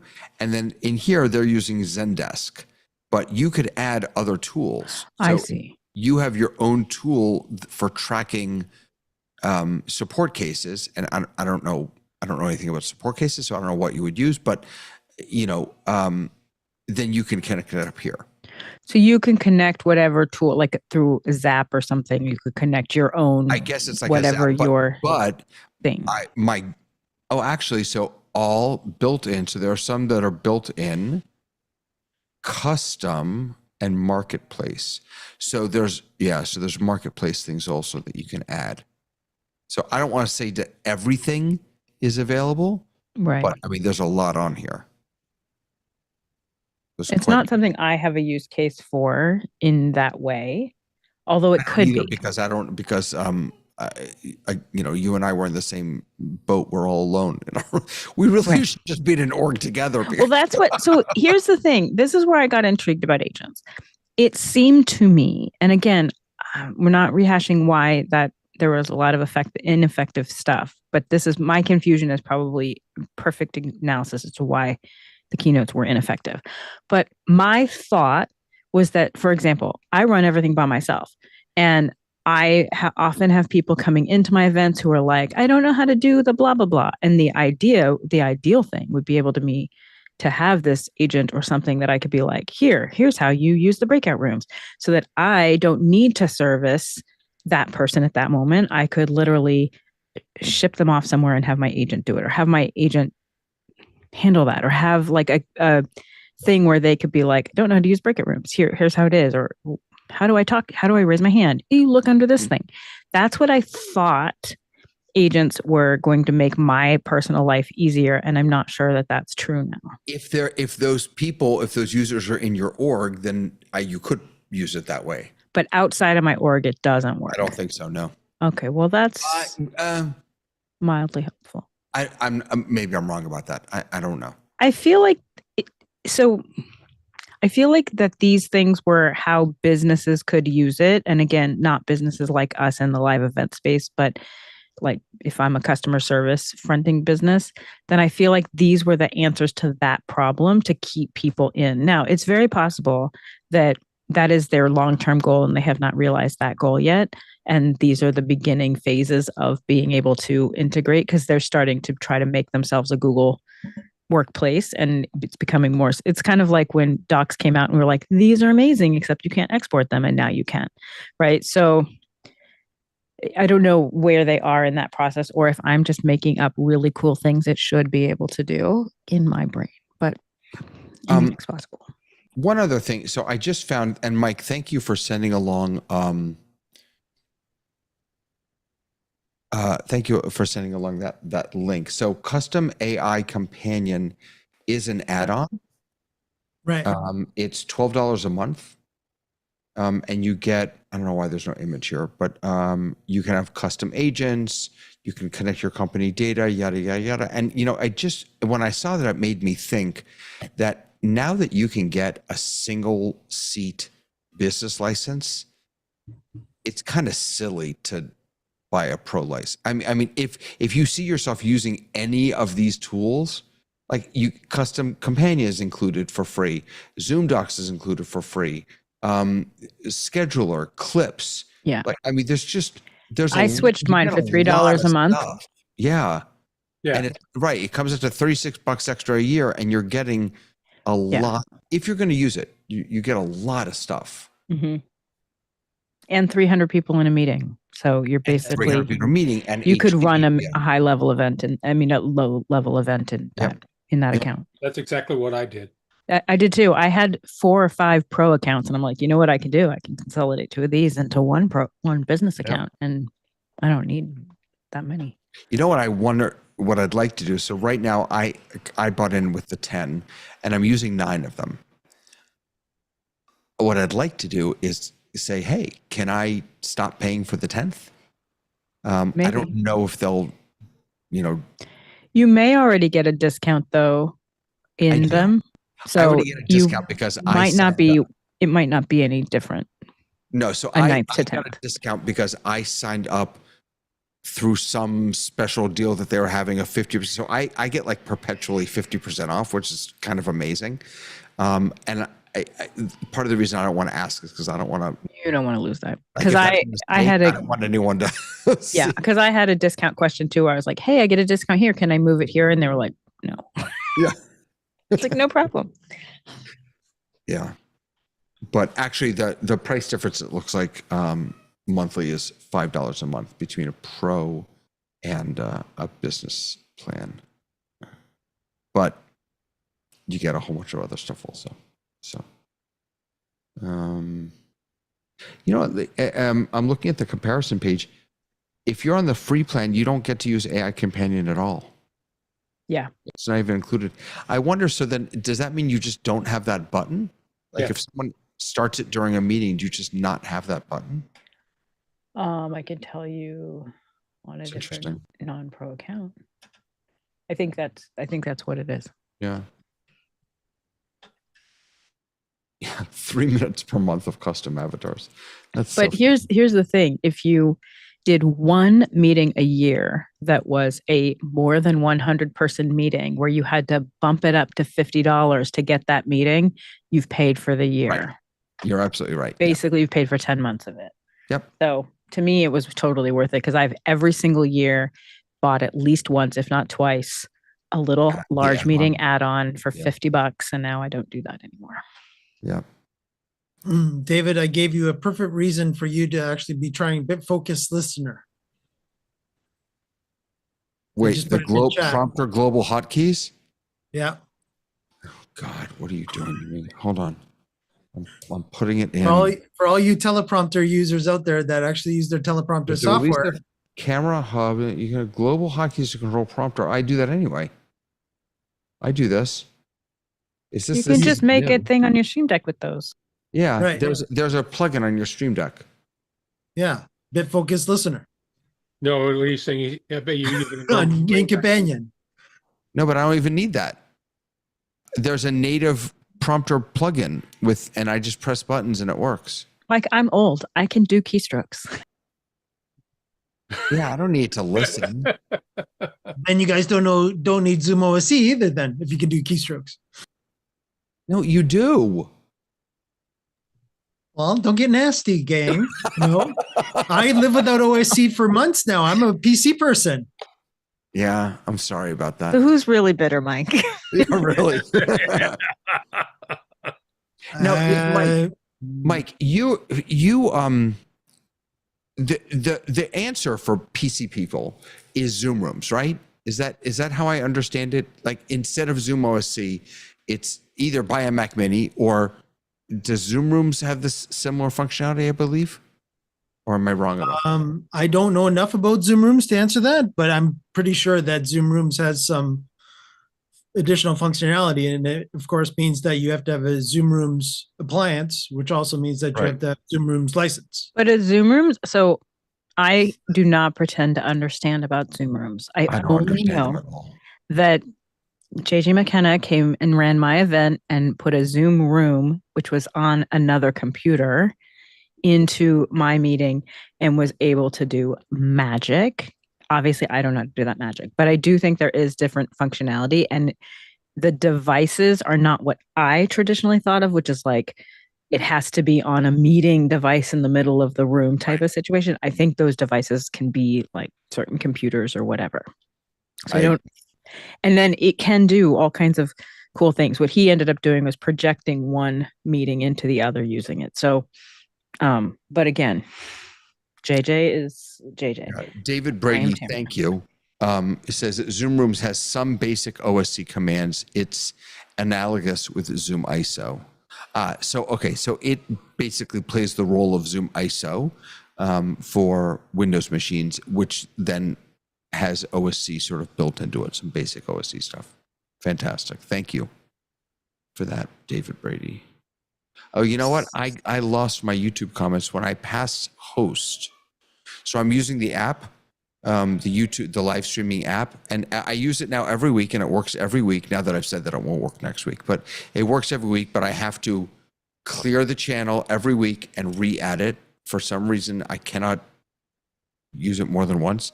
But when I pass host to Mike and then took it back, I do lose the connection to the YouTube. Oh, did you get an Amazon box? I got 2 Amazon boxes. This one's not as exciting. The other one was a nice little desk. Ooh. Yeah. Either it clamps on your desk. It's $18. It's a newer By the way, light. that's another reason I was afraid. That was another reason I was afraid of getting the larger prompter, because I'm not sure that I use a multi-mount and a whatever. I'm not sure that everything is clamped to my desk, and I'm not sure that Right. this will. That would Well, work. that you would want it miles back from your desk. Right. Which Right. I don't have. I have a wall. No, I got this one for like $18, and it's a little clamp, and it does both a camera and a light thing. So I'm very excited. Very nice. It was a good $18 purchase. Yeah. Okay then. What else have we got going on? I don't know that there's. Let me pull up the. I haven't seen anything really new. If anyone has thoughts or questions, if you're watching on YouTube and you have thoughts or questions, feel free to throw them in. Yeah, the latest update was September 29th. So we are definitely in a dry spell after Zoomtopia. Oh, David, I have a question. Sure, go ahead, please. Yeah. When you just said that you have to refresh your YouTube account every time you want to live stream, what do you have in mind? What exactly are you saying? Right. So in the, let me pull it up. See if I can do this. New meeting. Let me try. I'm going to try and do this on another computer. And okay, so apps. So in the apps, I use live streaming. And so this is actually nicer than what I usually get. This is kind of being polite, but so it makes me, you have to add a channel to stream to. And so I add a channel. I go through this process every time. It's going to open up this. I go to here. No, that wasn't right. Sorry. I go to, I'm signing into Zoom here. I can never tell what I'm actually signing into. That's part of the problem. ZTK. Well, you know what? It doesn't matter. I can sign into any account. We'll just use this one. And then I have to do this. Okay, yada. Oops, something went wrong. I don't even know what went wrong.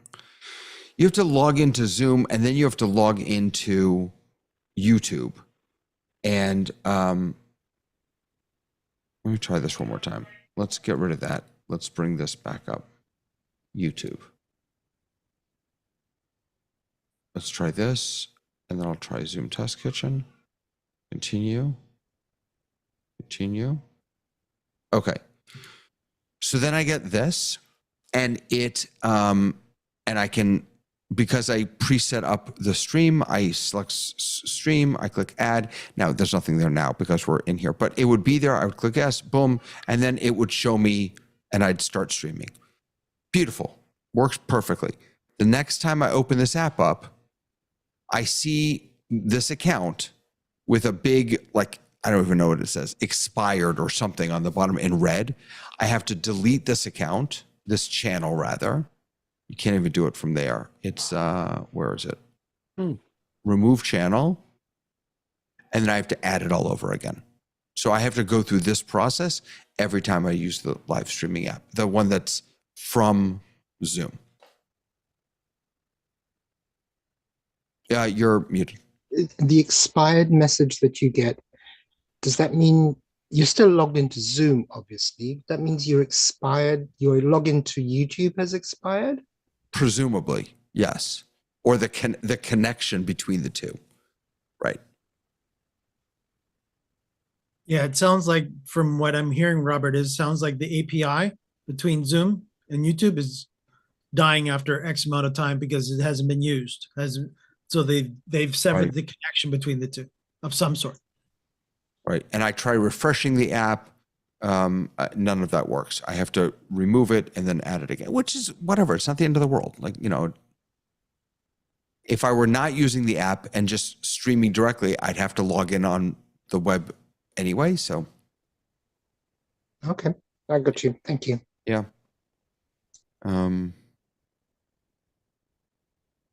So that's that.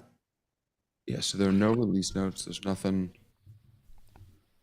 David, I just wanted to say that I am monitoring YouTube, and this conversation looks absolutely amazing on YouTube. Oh, good. We've the past 2 or 3 weeks, Tony, my feed has been awful. I don't know what it was. It was nothing, like there was nothing wrong on my end. Nothing changed. I think it's just the internet gods. And sometimes it looks great and sometimes it doesn't. And Well, Are we talking about the in video all quality honesty, of David's, or are we talking as far as the stream was concerned, Tony? well, the stream is absolutely amazing for everyone, but Tamara is the shining star tonight in terms of Tamra? she looks the best. Tamra, That's the I'm new curious lighting of- that Mickey Mouse adored. Recommended to me. There you go. But Okay, what I was going to that say makes is that sense. we are actually doing 1080p today, so that's a good thing. yeah, but you know what? My feed is still fuzzy. No, it's not. Not right Yeah. now. No, I'm looking back at the video. It's not crisp and clear. I'm very unhappy with this. I'm looking at it on 2 different devices, and it is really good on both devices. Oh, I don't know. Maybe it's just me. David, double check that your YouTube is actually pulling in the 1080p. Might have to Um, force it. No, it's auto. Right, which means I would force it. Is it saying Yeah. auto 1080p? Yeah, Or but then it's I saying just auto. pushed it, yeah. Yeah. Yeah. Sometimes YouTube is doing excellent work of giving you lesser quality for free because they don't want you to Right. use up all their bandwidth for free too. So I mean, it's not terrible. I can read the text, which is what's important. Oh wait, hold on a second. That was a really nice. See, this is nice and clean. That's a nice clean, like I can see that. But there are other places where it really was not, really didn't look good. Try and find one. This resolution game is really, see, look at that. The text there is terrible. But again, look, it's yeah, you can't even read that. But then you compare that to something over here, and David, can you try again? I've just pinned you on a 2K screen. Yeah. What do you want me to do? Just to share something and look at the quality. Well, I mean, this whole thing is kind of a share, so I'm sharing the YouTube. So but you're sharing something that's blurry, so it looks blurry. No. So here's, sorry, here. This is probably better, and I would zoom this up so it wouldn't be. That should be relatively clear. It is clean, but Yeah. is it got anything to do with me pinning you to full screen on a big monitor? I don't know. It might. Let me jump back to the YouTube and see what that looked like. Yeah, but from the YouTube, you won't be able to tell if someone had pinned you full screen. No, I'm just curious what the quality looked like though. David, the little cheat is to click on the live button in the player. And that'll Yeah, take you no, there. I know, but I wanted to actually pause it. So no, you're right. This is clean. It's the resolution gods. I learned a long time ago that like this is beautiful right here. It's not always going to be beautiful, but I want to look. Let's look at the star. Look at that. Look at that. Camera's on spotlight. All right. Look at no.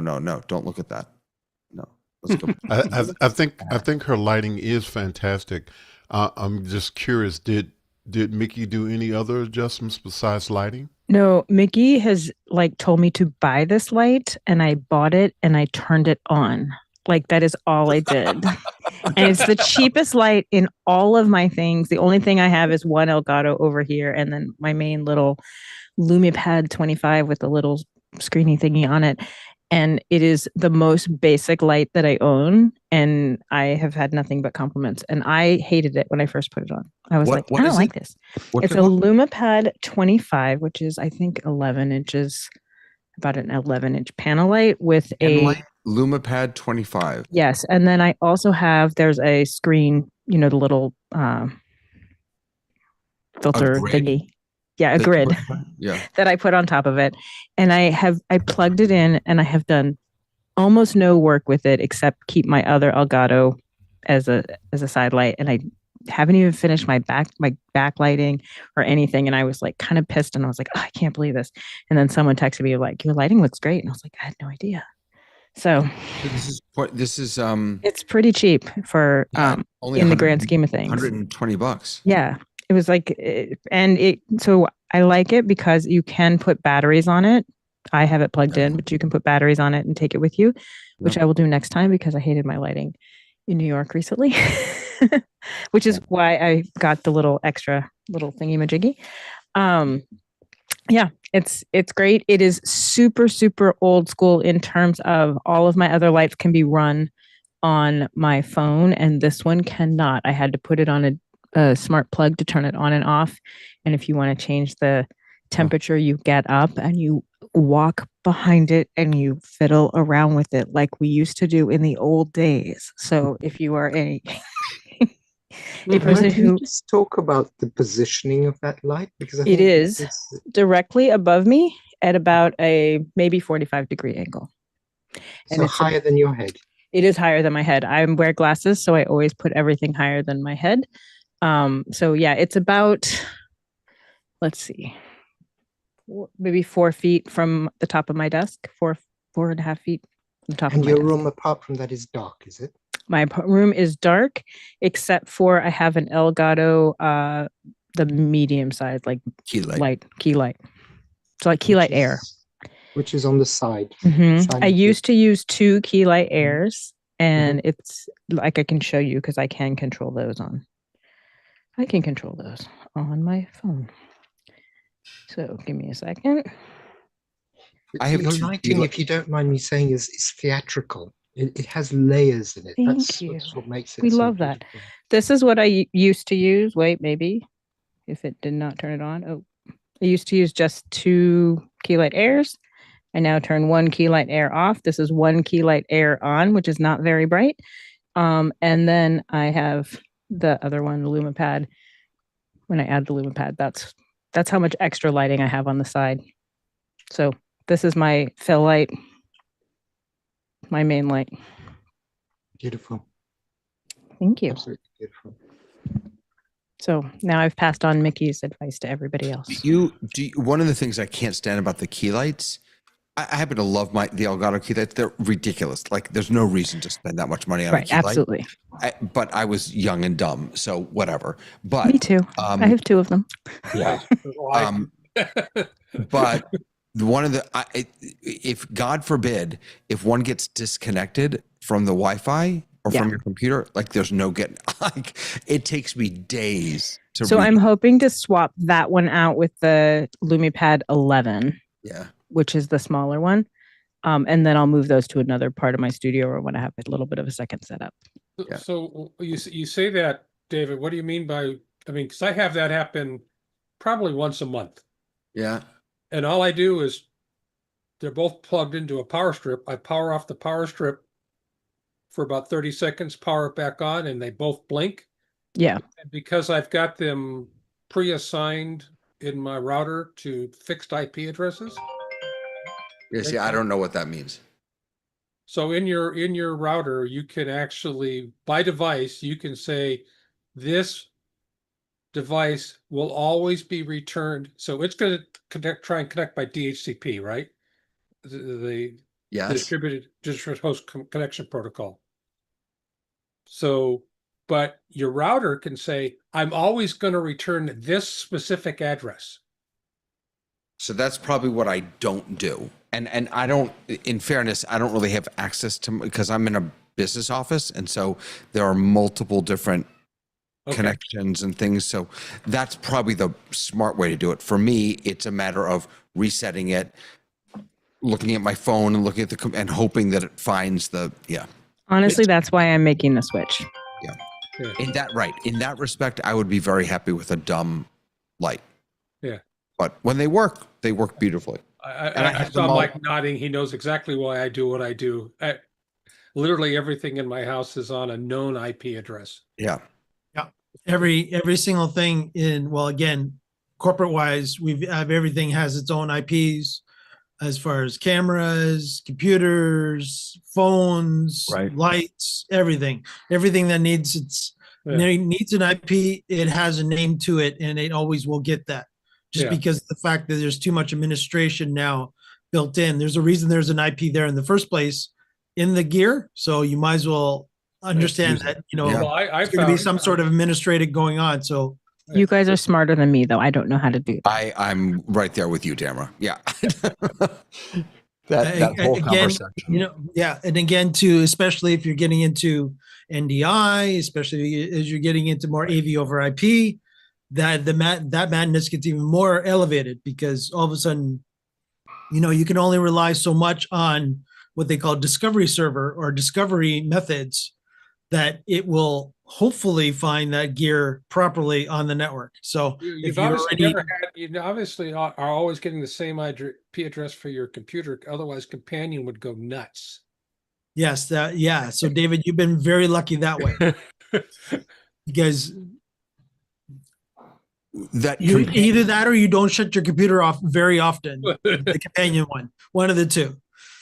So the Companion is actually on my laptop that I don't turn it off almost ever. I mean, I restart it every once in a while, but and I take it home. I use it at home. That's fine. That's fine. But when it's connecting to your other machines in your office, those are the ones it's looking for. And if it can't find them in the same place, it will lose its mind. Yeah, perfect example. And Peter will be nodding. It's your turn to nod now, Peter. ATEMs. Oh yeah. Companion. If you do not tell the ATEM that it's going to be this IP address all the time, you will never control that ATEM ever again until you figure out what the ATEM IP is again. Yeah. And simple as that. That's what started me down that path, Mike, is what the hell? It's not coming, Yeah, and again, I'm in the same situation as you, Pete, where I will shut off things in my studio when I'm not here, obviously, to, heaven forbid, save some hydro. And of course, the ATEM, I want to shut the ATEM off. I want to shut my studio lights off, and et cetera, et cetera, et cetera. So there's certain key things that stay on, but majority of it's off. So again, perfect example of the ATEM goes off when the lights go off, because a lot of my stuff goes off. And if that unit came back up with a different IP, my PC that's running Companion will never find the ATEM ever again. And my ATEM is no longer hooked up by a USB cable, so it's a real pain in the neck. Yeah, so you're even worse situation where at least I have that backup, because I am feeding the USB into Zoom, which everybody's looking at me on. Yeah. So it sounds like we almost need to do an episode of Networking 101 for David. Yes. Yeah. It wouldn't be a bad idea, actually. And something to ask your IT crew, if you have such animals or such bodies, is to actually have them give you your own, and Pete's going to shake his head on this one too, your own block in your studio. Yes. Either that, or we did this when I was managing the IBM Austin site. for some of the labs, which is the closest thing you could have to a studio with it, is we actually put a another router in front of at the entry point into the lab. And so it wasn't even a block. It was however many you want, because we were using you know, the dynamic protocol so that, only one IP address went to the lab, but the lab itself had full thing. And keep in mind, Mike, when I worked for IBM owned the entire 9 dot and 32 dot network. Right. Mhm. Yeah, I know. Yeah, you guys had Class A's. We had 2 Class A's. Class A's, yeah, which is a lot of IPs, which nowadays would be equivalent to having one block of IPv6s, but Yeah. that's a whole other IP story. Yeah. But yeah, no, definitely never a bad idea to have, again, David, too, what that allow you to do from your IT's point of view too, is that they can actually make you your own, heaven forbid, and it's obviously suggested, your own VLAN. Right. And again, within your own VLAN, you could actually have your own class of IP addresses. Right. And then NDI won't be going throughout the whole company. NDI will only live in your office or in your studio. So I have my own Wi-Fi. Is that good? It depends on I how don't if you use want- it, but I have it. Robert smiled and he gave a thumbs up. So what do you think that means? All I know is that they gave me my own Wi-Fi. Well, no, I need Wi-Fi just because some of my IoT devices, like those plugs, like they need Wi-Fi to work. So the question is, and Mike and Robert will just smile at me, did they give you your own access point, or did they give you your own wireless router? And there is a difference. No, I don't have my own wireless router. So you have an access point. So you're on the same network as everyone else in the building, even for Yeah. your wireless device. Yeah. Yeah. So it doesn't solve the problem. I don't have a problem. No. Doesn't. What's my problem? Do I have a problem? I all I can say is if you ever lose power in that building, you're Dude, gonna we lose power all the time in this building, but our internet and my whole computer system both have UPCs. So there you go. And I'll correct David by saying it's a UPS. But yes, that's great. Oh God. Universal No, product codes are wait. great. I'm sure they do, as a No, matter it's of not a fact. Have UPS. universal Hold product on. codes. Universal. Oh no, it is Universal Power Supply. It's actually an uninterruptible power supply. Thank you. That's Uninterruptible correct. power supply. Yes. Thank you. Yes. What did I say? United? Yeah. Unanimous, universal. Yeah, universal power supply. Yeah. You said FedEx, David. Right. Aye. Mr. Latta, Sir. over to you, sir. All right. In time for me to break things now. Fantastic. What would you like me to break first, David? Let me pick. My LAN. I don't even know what that means. LAN. I don't even know what that means. But local area network. LAN versus wide area network, which is wide area network, which is also known as, in the marketing terms, called internet.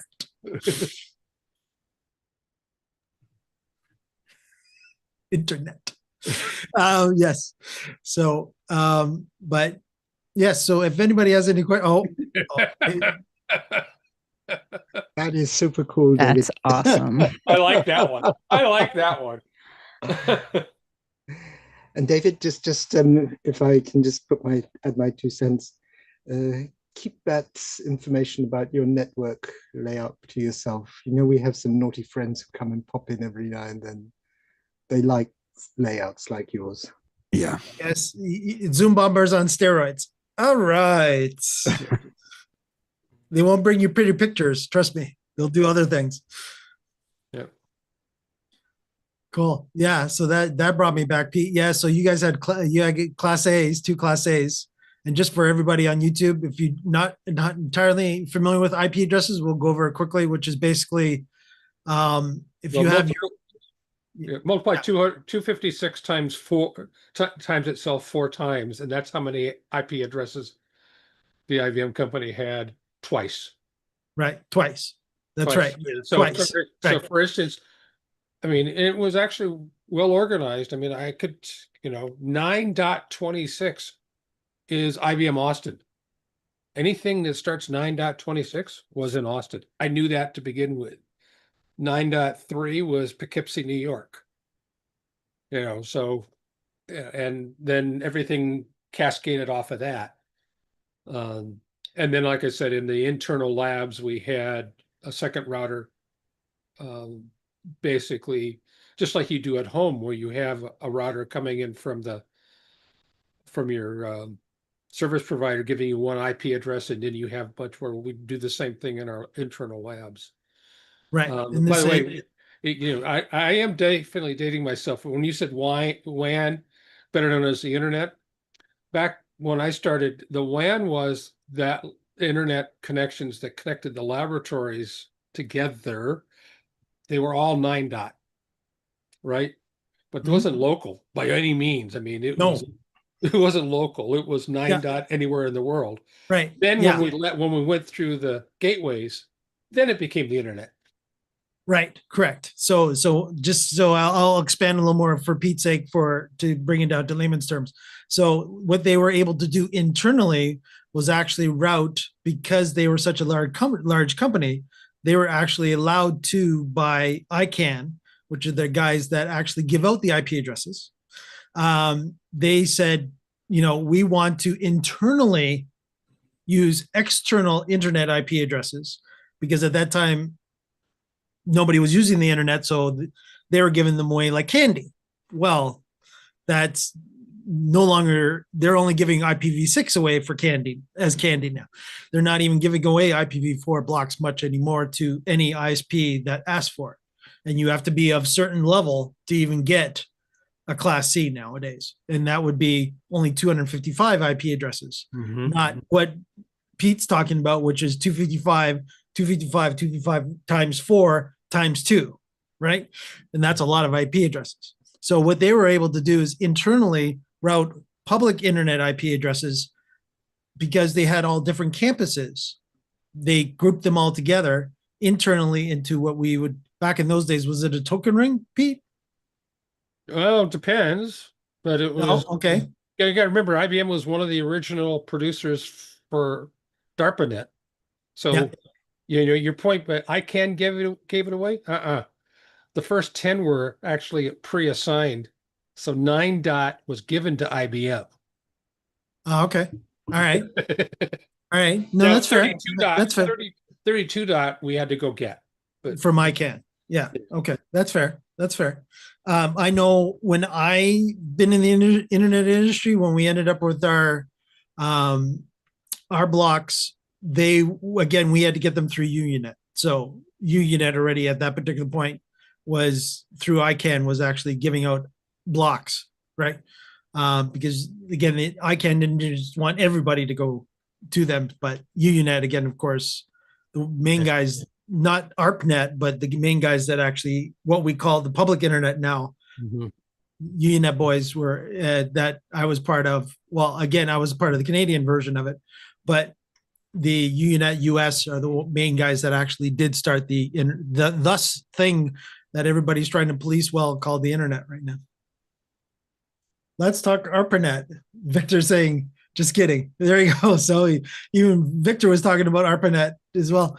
So that's cool. But yeah, again, when I started in the internet back in 92, yes, domain names are free. Everybody goes, what? CA domains, we had to go through again to get a government domain, because again, .ca is a government domain. We had to go through a whole process of proving our business was legit.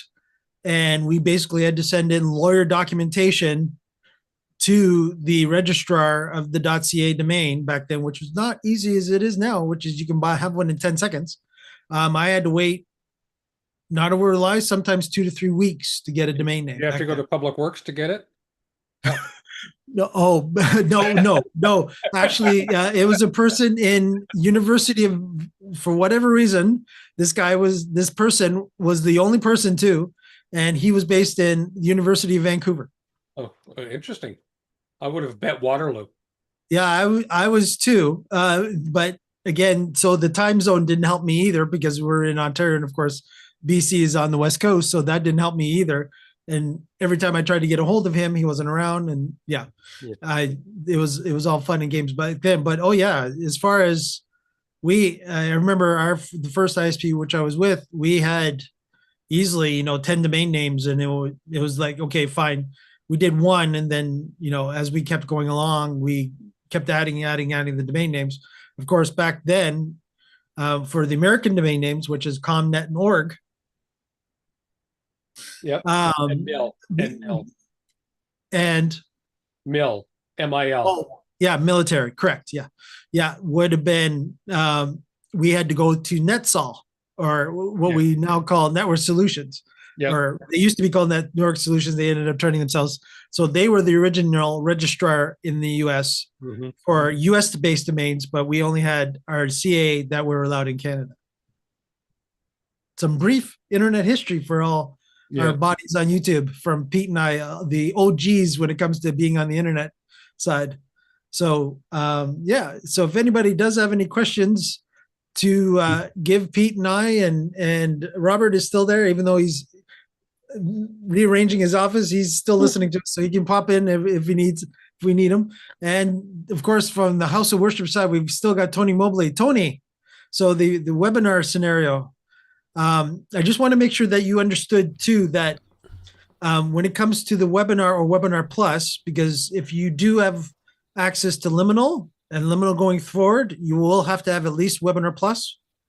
So that's a reminder to you, especially as of the new year, if not sooner, because of the way that the licensing is going to go. So that will be Zoom OSCs. So anything Liminal product based will be, you now have to have at least what we used to call a PPA sessions license, which is now a PPA Webinars Plus license. Okay. Right now, I can say that we're not going to go webinar route unless something significantly changes. Yeah, we'll continue to use meeting. Yeah. Are you using Zoom OC or Zoom ISO at all? No, we're just using vanilla Zoom. Okay. And it's and for the people that I'm working with right now, that's a lot for them, and so we'll. I'm just trying to figure out the best way to be able to do the hybrid worship. But I'll be transparent and say that I really don't want to do it if it's not going to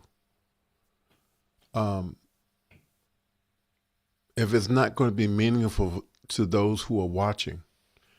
And by that I mean I really believe that if we're going to do it, that there should be a person that is in the Zoom meeting or the YouTube chat, a monitor that interacts with those that are watching online, so that it's not just a matter of it being a TV show where they're watching the worship service absolutely and no interaction. Yep. Tony, that's 100%. Go ahead, Pete. I was going to say, I mean, I would absolutely agree with that. And you can almost, probably a bad choice of words when you're saying it's a worship service, but you can almost divorce the two, right? You could have, I'm going to oversimplify it, Mike the pastor, and have a camera on him, and everyone in the parish hall can be watching what's going on, right? And participating interactively with the priest or the minister right there, right in person. Right, I should have said, not the parish hall, but in the church itself. Everyone outside who's watching the hybrid meeting almost treat it like they're an observer with a commentator who is participating with them. Exactly. Yeah. But they can't interrupt the actual service itself. Right. And another suggestion too, Tony, that a lot of churches are doing up here in Canada as an example, is they will have what they call a Zoom host. And what the Zoom host does is equivalent to your greeter that is physically at the church, that is greeting everyone as they come into the church. They will also have that equivalent job on Zoom. So Right. as people come into Zoom, they'll say, "Oh, welcome, good to see you this week." So it's the same. You're basically taking the physical aspects of what you do in person, and now you have to physically mimic those digitally in the Right. hybrid, Right. right? I mean, So and that simplifies the conversation no end. What you don't want to get involved with is you don't want the people on Zoom being able to interact with the people in the church and vice versa.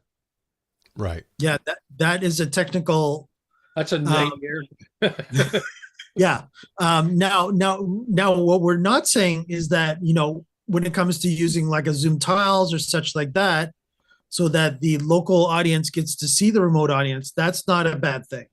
But what we're saying, what Pete is saying mostly is now being able to channel the audio from Zoom live into the room. So now that either the pastor can hear them or the whole congregation now locally can hear them is an audio nightmare, because again, now it's not that Zoom can't handle it, because it will, as far as the software is concerned, but as far as the technical feat locally to be able to do that is not easy, Right. right?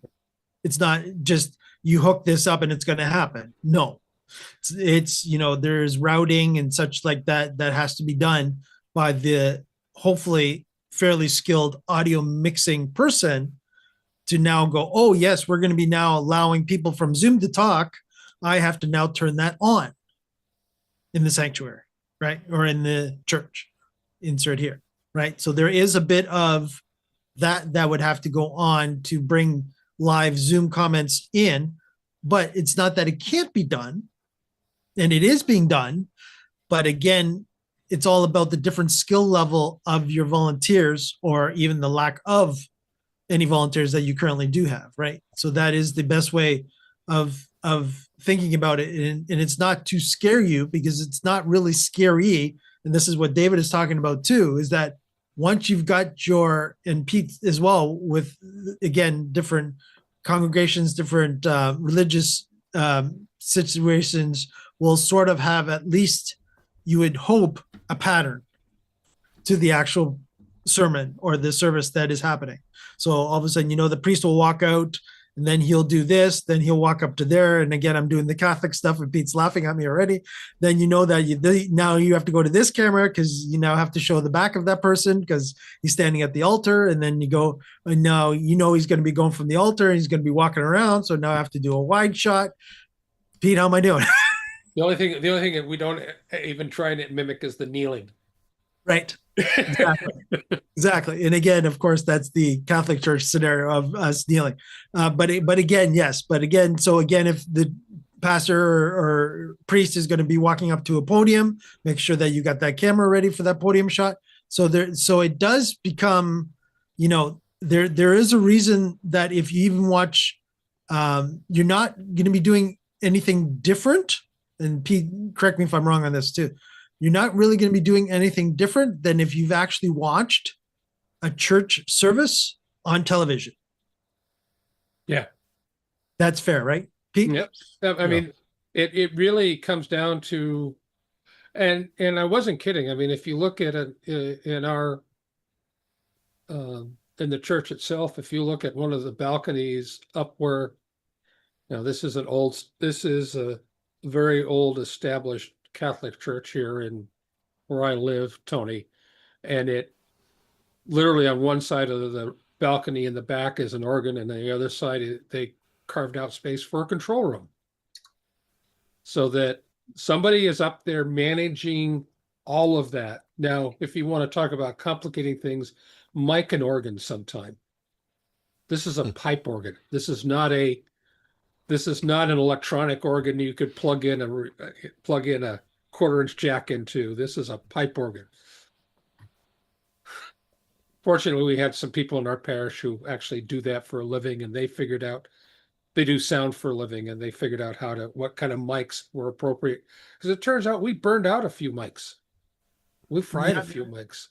Oh yeah, because again, because of the nature of the pipe organ, that makes actually perfect But sense. it was, you never guess which end it was. It was the subsonic. It was the low notes. Okay, They so were the so, diaphragm, you guys were frying the diaphragm inside with the low rumble. yeah. Okay, that makes sense. That makes perfect sense. Again, it's not that again, Pete and I are scaring any of our house of worship people, including Tony, away from this. It's just that we've been there, done that, Yeah. and we're sharing our knowledge to it. Yeah. And again, it's not much different too. Like even in Robert's scenario, doing translations, bringing the multiple vocal into depending on the situation too. Robert has a bit of an audio nightmare all the time with his crew because he's got to make sure that the audio is routing properly as he does it to his different situations. Well, we have a unique situation because if an interpreter doesn't get clear audio to understand what's being said, you stop interpreting. Yeah. Yeah? If two people speak at the same time, who do you interpret? No one. Yeah. If there's background noise coming through that is louder, because people, I didn't appreciate this initially when I started working with interpreters, but they have to be able to speak at a level where the microphone will pick up their voice. That means they have to hear what they're listening to at an even higher level so that they don't hear themselves. Yeah. So they're really listening loud. So any noise that comes through is really disturbing. In fact, interpreters have special headsets that have limiters on the amount of noise that can come through so that their ears don't get damaged. If suddenly someone claps or does something really nasty. Yeah. Yeah. So there's I would go back to the original premise, Tony, that somebody earlier mentioned. Prep the building, but start small. Right. In other words, baby steps, right? Yeah. And again, that was going back to where Pete and I've mentioned this to you too, is that get in there before the walls get covered up to make sure that you can put in whatever you can put in. And then when the funds do come in, at least the behind the wall is there. Because if that's not there, then you're terrorizing the walls to put it there. And then that additional cost of terrorizing and making it pretty again all comes back into play again. When I Right. built my house down Right. here, I put in what the builders called Smurf tubes. Are you familiar with those? Right. Yeah. So explain that a little more for everybody, Pete. So think of it as a shop vacuum hose. You know how big those are, big around those are? They're about this big around. Think about one of those runs from, in my case, because there are no basements in Austin, there's one from every room in the house to the attic. And then that Smurf tube ends at a 4x4 what you would normally think of as a receptacle box for power, but it's just the same size box. And I can run any type of cabling through that 2-inch tube down to that cable box and then bring it out and terminate it.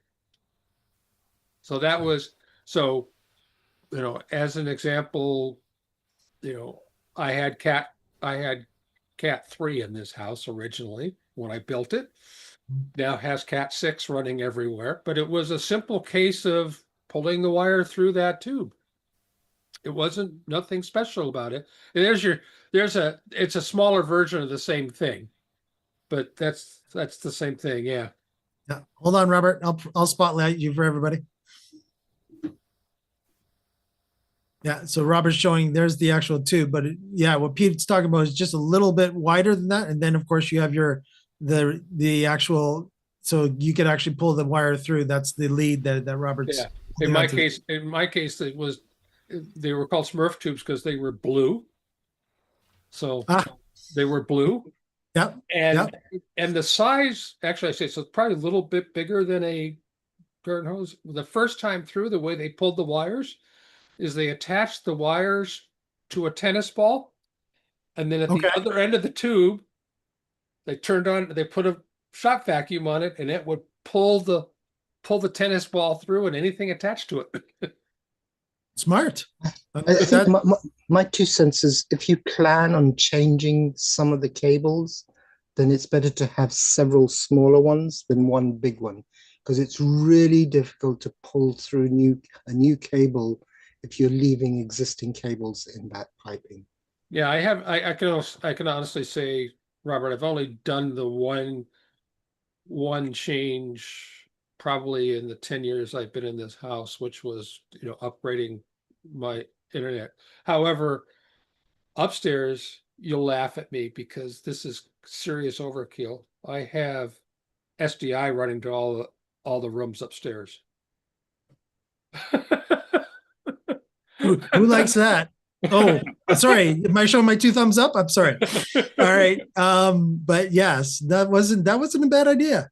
I know it's overkill. I agree. Ran it down to the family room. So if I want to show high quality video to my television downstairs, it's coming off of my SDI network. That's right. So yeah, so you actually have one of your ATEMs is actually going. One of your outputs on your ATEM is actually going to XYZ locations. That's now right. again, this is a good example too for Pete or for Tony. If Tony has in his sanctuary multiple televisions that might be in different rooms outside the sanctuary, Yeah. right? So you'll have the children's daycare. Should they have their own room, as an example? You want to be able to feed the service in there. Well, you put a 50-foot, 50-inch screen, 50-foot. Feel free for 50 foot. Yeah, 50. If you want to put a 50-foot in, by all means, if you have budget. But a 50-inch screen in the actual, into that where they're doing the daycare for the kids as the parents are in the main hall, then of course, yeah, you would have that up there. But how do you route that from? So if you already have the infrastructure in place that you could send that to Zoom, you could send that anywhere, including any other room in the actual church as well. Yeah. So, and of course, not too many of us at home have a 2ME sitting on our desk either. Yeah, that's correct. That's correct. Yeah, exactly. Yeah, not many of us have a 2ME, but again, Pete is utilizing it very well and making sure that SDI output that is lonely there out the back of the 2ME has a purpose. Yep. But yeah, but again, too. So, and Tony, I just wanted to say about the webinars. I just want to make sure that everybody understands webinars clearly, because I actually I've got to drop. Okay, cool. Take care, Pete. Thanks for being Have here. a good one. Yeah. So Take care. Tony, Thank you, sir. Never Yeah, call so a sergeant. Never call a sergeant, sir. We work for a living. hilarious. I love it. Take care, Pete. I just wanted to make sure that, and again, this is very important because I actually saw some house of worship over the last couple of weeks as well that I've been in their meetings as well. And they had because they have access to Zoom webinars, they decided to instead of it being a Zoom meeting, their monthly meeting, they decided to make it a webinar. But the host never knew what she was doing in webinar, because again, webinar is a different animal than meetings. But the easiest way that, as I explained it to her and I explained it to the group, and I'll explain it to everybody, to you, Tony, as well as everybody on YouTube, is that think of webinar as more of a stage where, or in the case of the house of worship, this would be the area that is designated by your pastor as the, in the Catholic, this would be where the altar is and where you have your podiums. In different faiths have different structure, but basically think of the stage as think of that area being on stage versus backstage. So again, you've heard these terminologies talked to you in the Zoom Test Kitchen, as well as if you've joined any of the other Zoom meeting or Zoom Webinar Plus or events things during the week. They will talk about on stage versus backstage. So on stage would be equivalent to you, the pastor, actually speaking to the congregation. right? So it's not that the congregation should be speaking back to you necessarily at this particular point, but this is the point where you're now speaking to the congregation. So now you're on stage. Yes, in normal terminology, that would be what they would call that. So I want to make sure that, see, in a meeting is wide open, where anybody can talk and anybody can interact at any time as long as the host allows them to. In webinar, for anybody in the crowd, which is the difference now, right? You're either a panelist that has access to being on stage or backstage, or you're a participant. And by default in webinar mode, the participants are what they are, which is equivalent to people that have come to the sanctuary or the congregation and are sitting in the pews waiting for the pastor to speak. Right? So that's the easiest way to think of webinar, as the people that are coming that would normally sit in the pews or in the seating of the church looking for the pastor to be speaking. That is the equivalent of a participant for a participant coming to a webinar, and the webinar is the people on stage, right? Or in this case, in front of the podium, right? So that's where, and then what you can do, which is Zoom has added, I don't know if it's recently, but let's say it is recently, it's recent to me that they've added this, is that should anybody from the crowd want to speak, then they can be at that particular point allowed to. And Robert, you're coming back to help me on this? Or no? Yeah, no? There are two options over here. If someone can raise their hand and they want to speak, you can allow them to speak, or you can promote them to a panelist if they want to be seen on the stage. However, with webinars, there is a very high risk factor over here, because when you allow someone to speak, having not seen that person and not verifying that it's the correct person, you open yourself to all sorts of improper behavior. Yeah, I am. You guys, even before we started talking about the question today, you've already convinced me that webinar is not the way for us to go, at least not at this time. So it'll be a meeting. We'll just try to figure it out in terms of trying to control some of the unwelcome noise that we're getting from time to time. Right. And again, as we showed you earlier today, Tony, there is without even having Zoom OC or Zoom ISO, there is that button that I found for you in the workplace app that you can, as host, invoke that button. And also, if I'm not mistaken, when you actually make the meeting, you can actually make sure that that's enabled by default when they come in as well. Yep, I wrote that down. Yeah, cool. So yeah, I just wanted to make sure that, because I know that even in the house of worship churches that I deal with up here, that there is that bit of a confusion there where they think a webinar is a meeting, where a meeting is a webinar, where it's not. It's two totally different structures, right? And again, especially with Webinars Plus, it's even better, because then you do have the backstage, where with regular webinar you don't, right?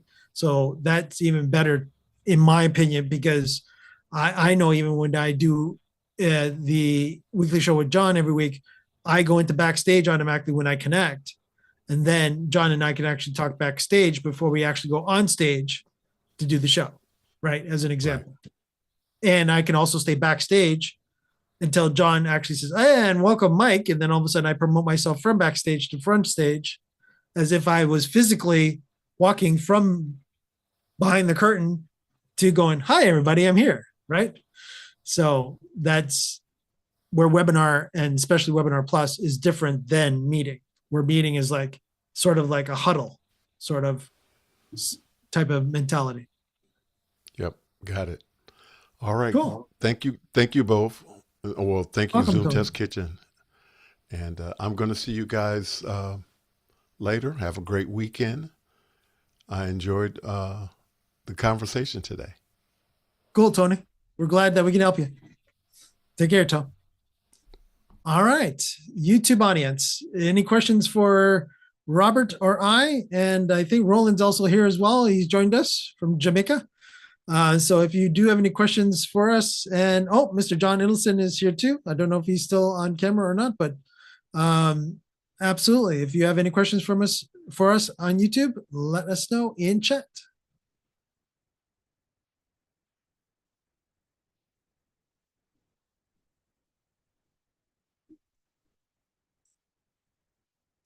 All right, I'm just going to wait briefly here before we. Sorry, my question is about going back Oh, to Roland, the hello. Go ahead. liminal, yeah, the liminal apps, right? Yes, So sir. I need to have a 1 year minimum license of the PPA to use the liminal apps. Correct. As of February, let me double check that. If you are currently, yeah, I'm on Liminal's website here. Just give me 1 second and let me, yeah, details of end of sale licenses. Yes, here we go. Yeah, so just per Andy and the Liminal group, I'll read it out right now. We expect to introduce new versions of the Liminal apps later this year, 2025, which they started to do a little bit. We will stop selling new device-based license subscriptions from the Liminal web store on October 3rd, 2025. So that's already happened. Okay. So on October 23rd? Sorry, October 3rd, 2025. On October 3rd, 2025, we will also cancel all the Fast Spring subscription renewals. So if everybody should understand what that means, Fast Spring is the service that Liminal was using for the subscription renewal model to automatically get their monthly recurring payment from all the Liminal users out there. But the Liminal web store license keys themselves will be automatically extended to February 1st, 2026 at no additional cost. So again, what has happened there is that Fast Springs, they've parted ways now with Fast Springs as far as doing the subscription model, but they've automatically updated everybody's licenses to extend to February 1st, 2026 if you are a subscription person.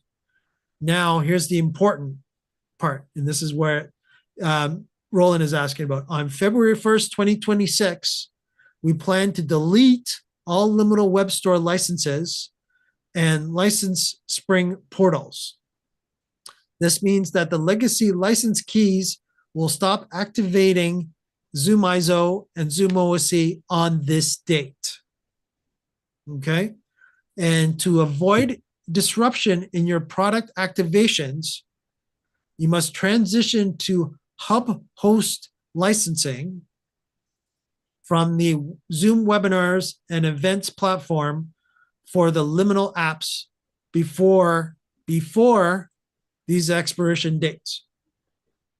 And so that is very, very important. Roland, go ahead. I don't currently have a licensed version because I just use the light version. I did have the licensed version, but based on what I'm doing now since the pandemic, I don't really need the full-blown version.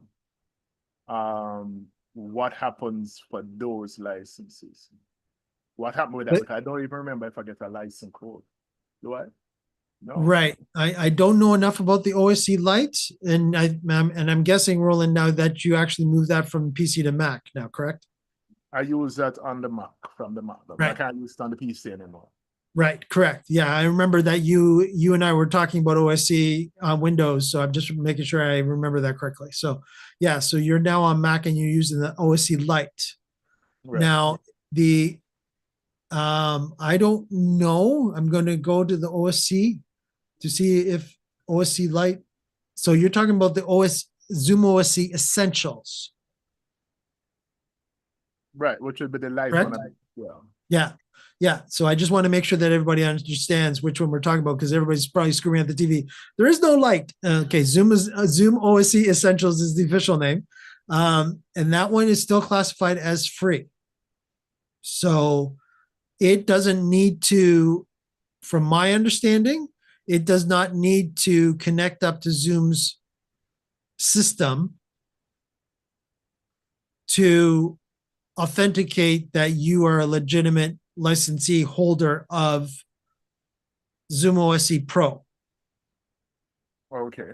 But the Okay. question therefore is when Liminal shuts down, is it where would those would not no longer be available? So you'd have to where would you download those from? Ah, good question. All right. Let me see here if that's actually in the FAQs here or not. Da, da, da.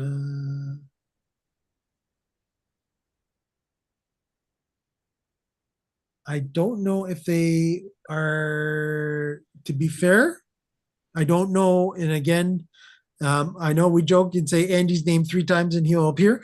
But I don't know if there will be the light version anymore. I can't speak for Andy on that. What I'm seeing is there a price increase? No, that's not what we're asking. Will my legacy liminal web store license work after October 3rd? And they answered that of yes, as I explained.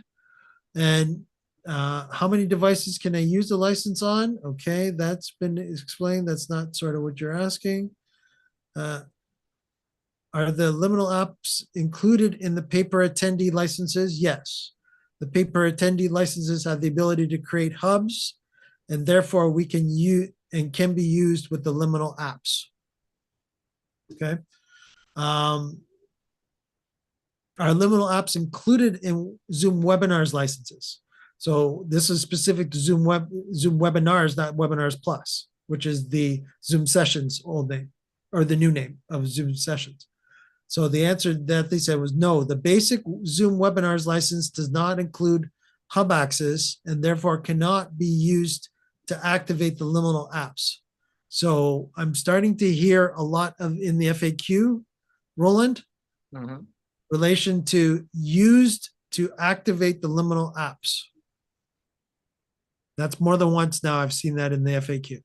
Right. So when you start, just for my sake, because I don't use Essentials, because I don't have a Mac to actually run it on, and that's why I'm doing a lot of global shortcuts in the Workplace app, and seem to be doing. I'm doing perfectly fine with that at this particular point. What I need to get done, but does it ask you every time you start it to connect and log in?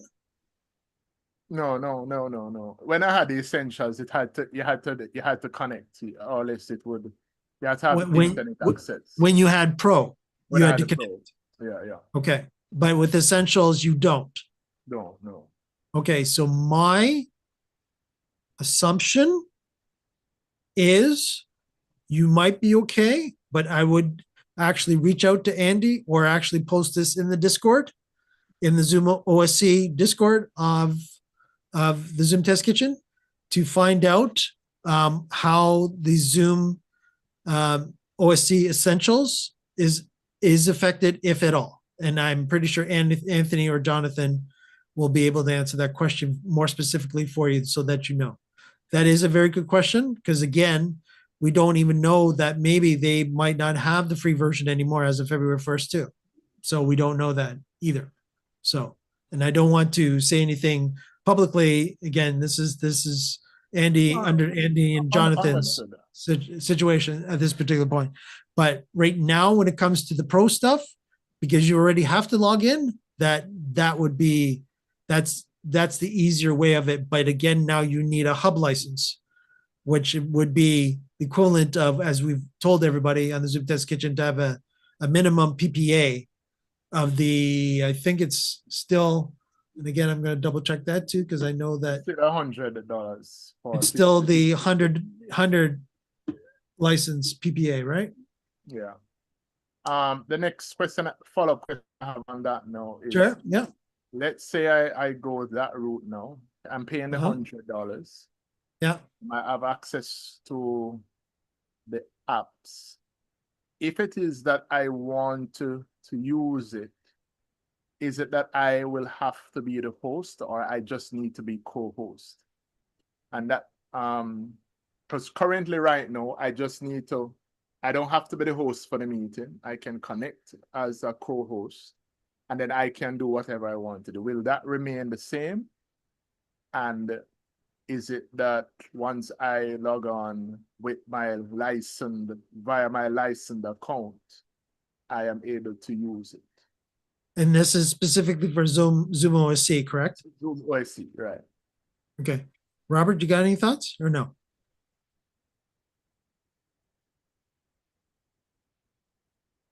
Oh, Robert's looking for that mute button. I swear, he's finding it. Dun. Drum roll, please. I got to get my effects going. It's too much over here. There you go. With the OSC, I understand that I still believe that you will have to ask for co-host permission, because all of the liminal apps, for example, with tiles, you have to request for recording permissions, because for the meeting itself, you're seen as an outside person. You've been invited, so you're just an attendee or participant. So you need to have the additional rights. Okay. Mm. So it means that let me just push that a little further, now envelope a little further. It means that if I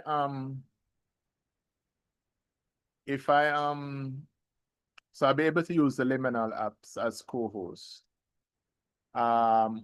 Would I be able to use Production Studio if I'm not the host?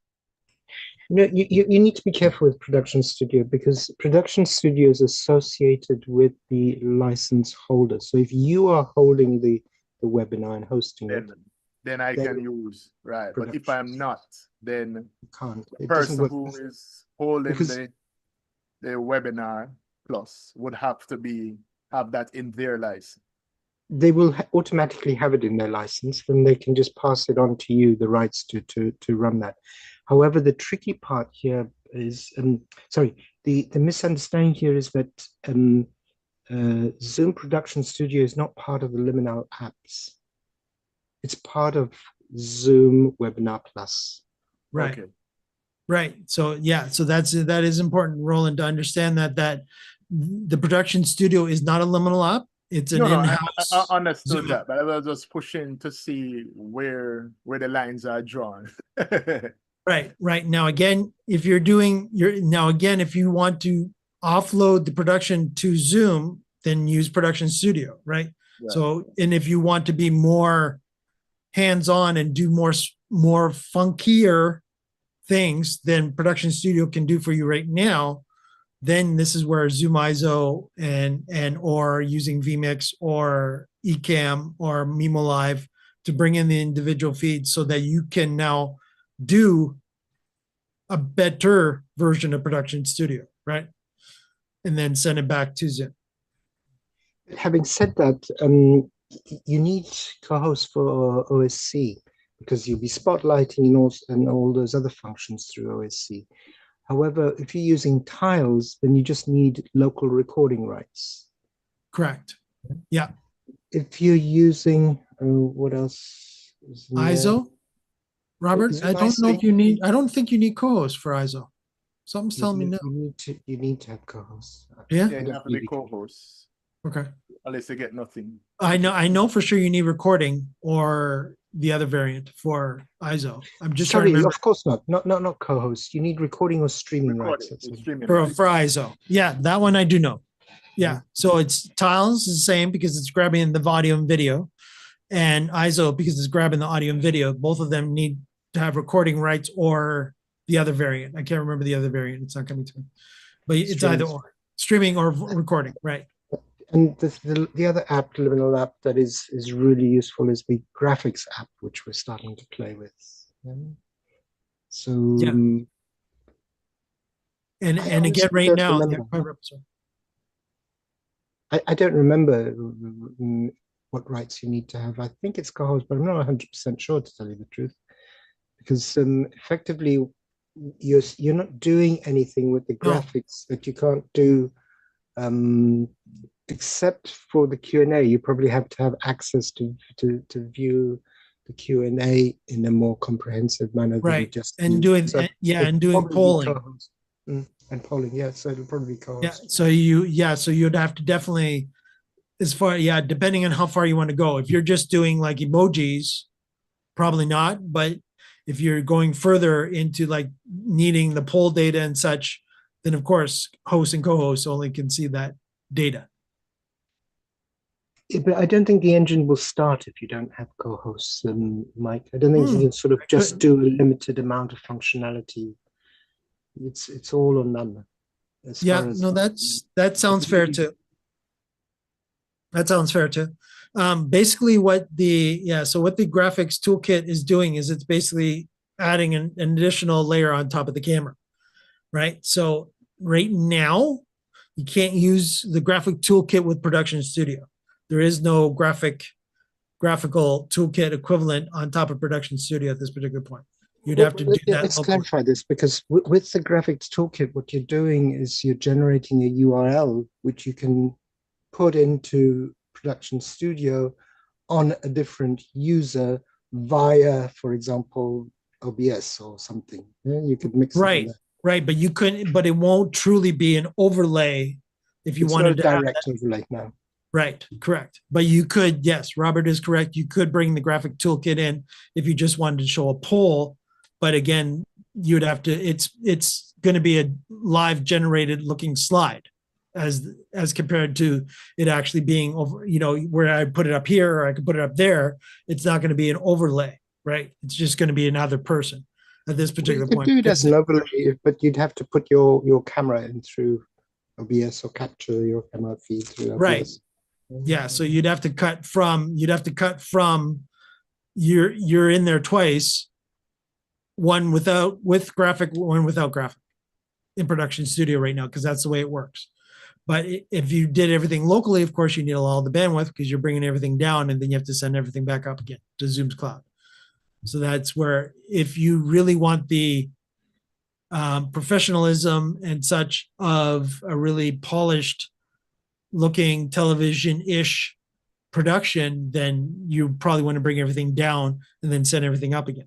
But if you can survive with the templates that are in Production Studio right now, which I think is a little over 60 right now, I believe is the template count, and you can have up to 50 per each webinar plus, or webinar plus, or any, trying to remember if that working with meeting. Let's not go down that word. Let me just stick with Webinar Plus, because I 100% know that it works with Webinar Plus, because that's what John and I are using weekly, is that we have up to 50 scenes that we can actually bring in Production Studio right now. So that could be, and again, as Ray Harwood has said to everybody, and that's the best advice we can give, is to always make sure that as one of your scenes is the 9-up scene. So that even though you don't necessarily need 9 people to be showing, and you might, but if you don't, at least then it allows you to be able to put up as many as you want, and it won't show the extra 9 boxes. It'll actually only limit it to the amount of people you want to have. So that is always one. If you have the 9-up, it adjusts to the number of persons who are available. Correct. Oh, that's sweet. Dynamically. Okay, that's sweet. Right? So you don't have to rescale everything. It does all of that on the fly. So an example would be on the 9-up. If you only had 3 people, you could put just the 3 people and boom, and take it live, and it'll automatically adjust it as you want it.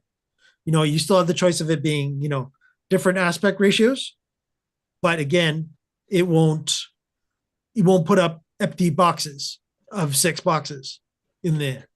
And Roland, just so that we don't confuse this doesn't just apply to the 9-up. You could have a 2-up, and the behavior would be exactly the same. If someone drops off, that window would disappear. When he comes back, it would reappear. Okay, that's good. Good. It's really nice. Really nice. Yeah, and again, if you have a share, so another scene is a share scene. So if you have a share with 2 people, and you only want to have a share with 1 person, you don't have to put that second person, and it can be just a share with 1 person then, and it automatically moves it.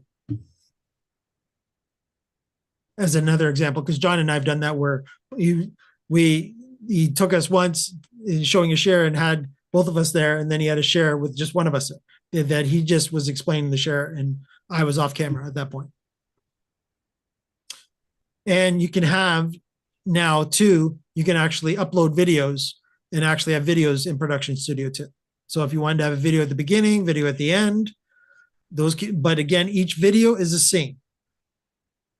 So that's very important. Sort of like OBS.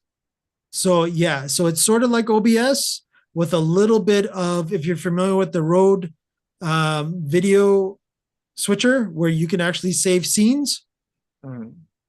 Same thing. You're basically, now you are using your own. It's a scene video switcher, not a different. I'm trying to remember the other.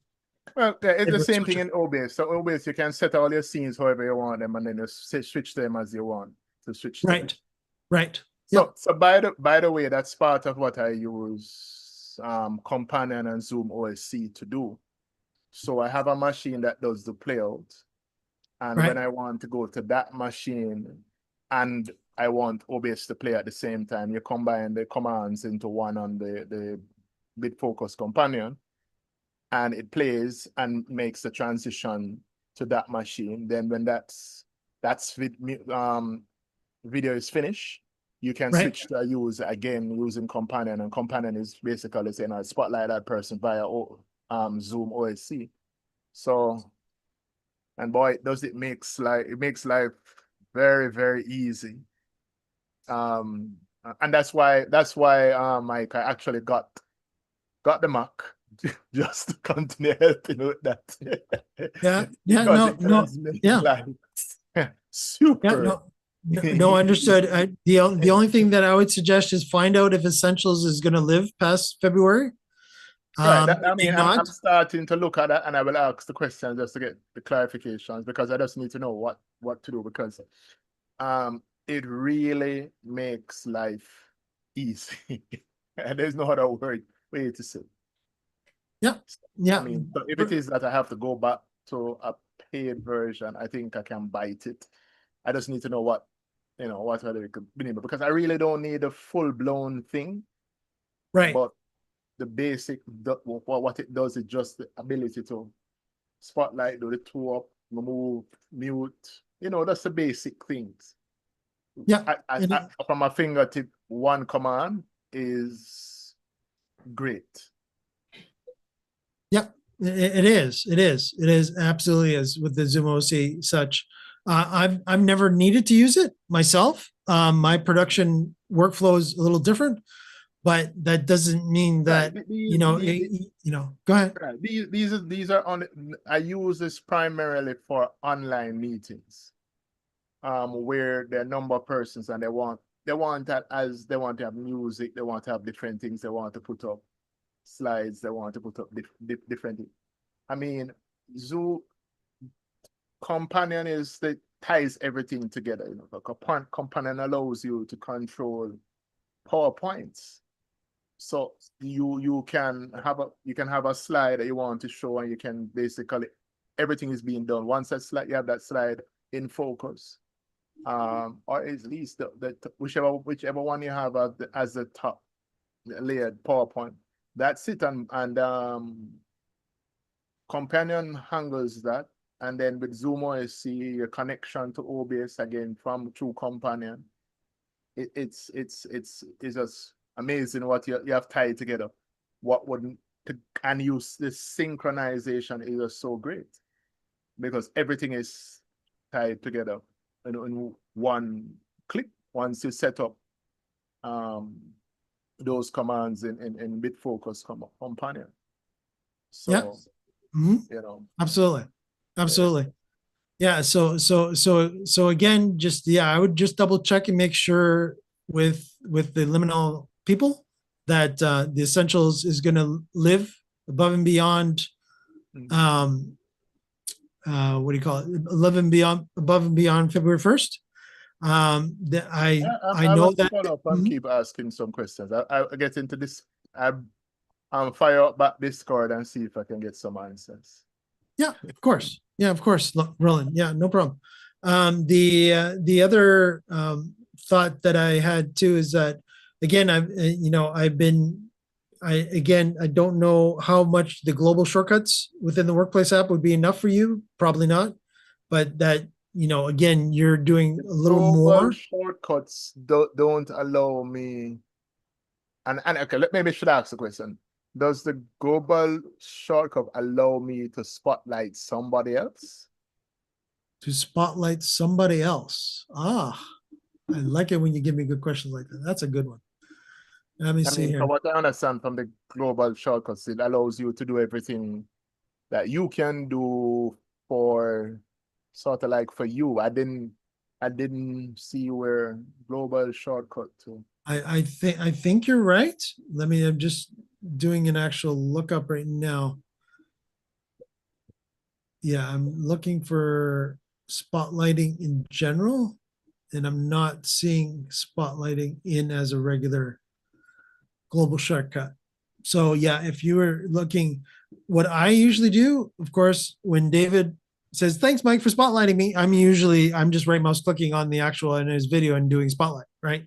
So I'm fast enough to do that on via mouse, but again, I can understand where people will use that functionality in Zoom OC. That's yeah. That's makes perfect I sense. mean, Zoom is just the basics are just great. The basics. So, for example, when I go to a video, for example, I can mute everybody at the same time. So the moment you hit that button, so that it's to play that video, you can play that video OBS, spotlight that window, mute everybody. Immediately you can control everything. And then when it's finished and you go back, you're basically prompting that person to unmute. And if they have allowed you permission to unmute, it's an automatic unmute. And they're back up. So it's very I tell you what. I'm very happy when I found that product. That's all I have to say. Thanks to Andy. Multiple thanks. Yeah, absolutely. Absolutely. Great. So exactly. So That's I'm not really fussy about having to pay for it. I mean, because if someone have to pay for it, let's pay for it. Because boy, it just helps. yeah, It's and great again, fun. too, Roland, too. So see, the other good thing too is that if you've only, where you could have just been buying in each individual license. Now, the great Right. thing I too, mean, with the and that's what PPA, I'm you get of it also all. seeing that you're basically getting everything in one. So the Right. value is not bad at all. Right. So now you get tiles, you get OSC, you get ISO, you get graphic toolkit. And Robert, did I miss anybody? I think I got them all. Let me do that again. Counting. Yeah, tiles, OSC, ISO, graphic toolkit. Did I forget anybody? I'm going to look on the website. I swear. I want to make sure. I was just looking at the labels on my Mac Minis. I seem to have it all. Yeah. So the big ones, the four big ones that I see on their website is OSC, ISO, tiles, and graphic toolkit. And of course, right now, graphic toolkit is officially classified as beta. But so they do have Zoom cuts as well, but I'm assuming I don't know what Zoom cuts would actually, how Zoom cuts will be affected by this or not. But yeah, so those would be the definite four. But those four right now, if you have a PPA, that is included. And Roland, for your sake, you asked me about the 100 PPA. I do see that there's actually 50. You can go as small as a 50 PPA now. But it is still 129 Canadian, so change it for US dollars. Oh, and yeah, and David, thanks, David. Yeah, and Zoom cuts. Yeah, is the other one. Yeah, I think did I mention Zoom cuts? I think I did. Zoom cuts, right? Yes, David. Thanks. So yeah, so that's what I'm seeing right now as the pricing for Webinar Plus PPA. Because again, the delineation between Webinar and Webinar Plus, and of course that's what Andy has in the FAQ, is Webinars doesn't have a hub, where Webinars Plus you automatically get a hub. and they need a hub to authenticate off of the hub. And you have to make sure that your user is a licensed user on the hub. I think I remember doing that right too. So I have my account to log in that's tied to Zoom. But then Right. So you have to have at least a minimum of a pro. right. And then once I'm in pro and I'm setting up the hub, I must tie that user to the hub also. Right. So you now that pro account, you'd have to give the Webinar Plus license add-on to it. And then you should be able to log into the hub once. Then that should be enough. Because I remember David, I believe, went through that same process already. Yeah, right now the graphic toolkit. No, I did have to authenticate. Never mind. I was trying to remember because I actually have graphic toolkit running here too. And I did have to authenticate. But I have Zoom, I have the events license. So.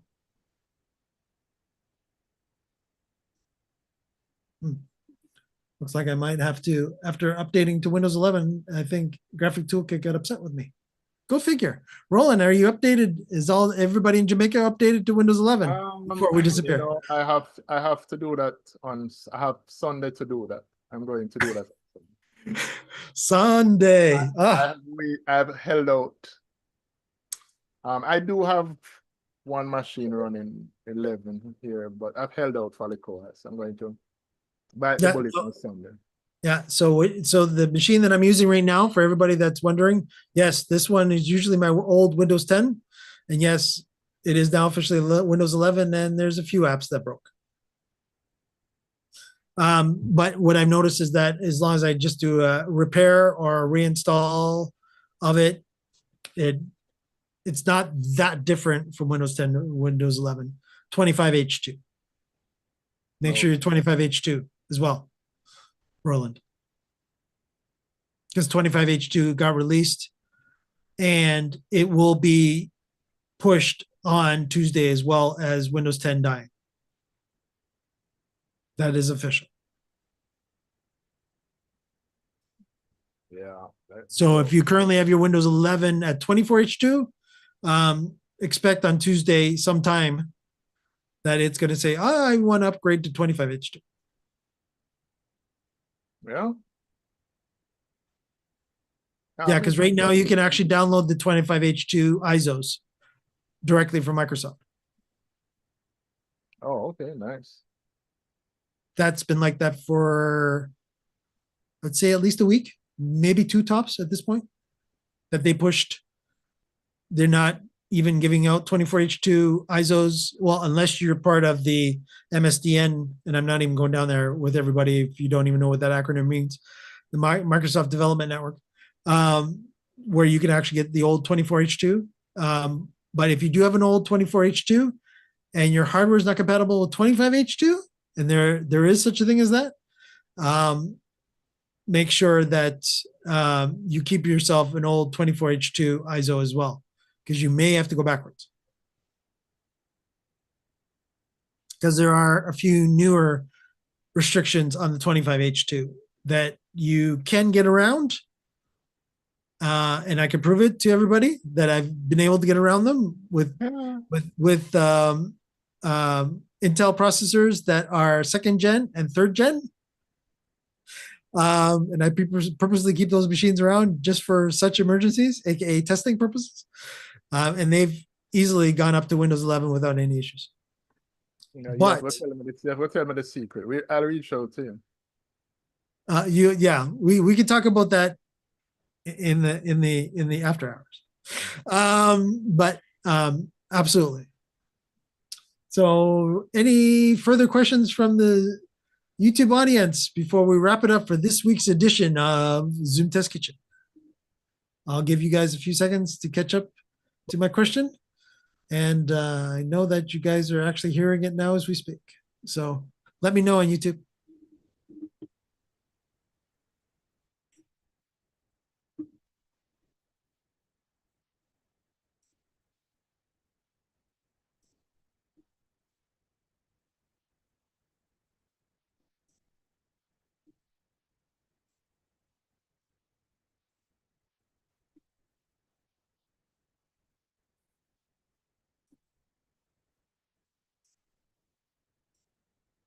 Oh, if you have any other questions, Roland, go ahead and ask, by the way.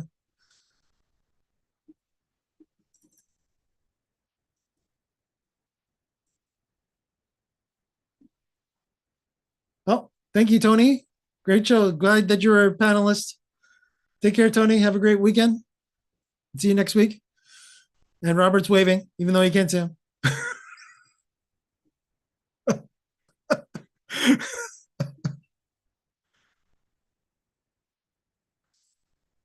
All right. Cool. All right. Everybody on the Zoom Test Kitchen, everybody's quiet on YouTube. So we'll wrap it up and go into post show in the actual Zoom room. So on that note, I will throw it to our infamous closeout music. And here we go. As I get it over there, enjoy.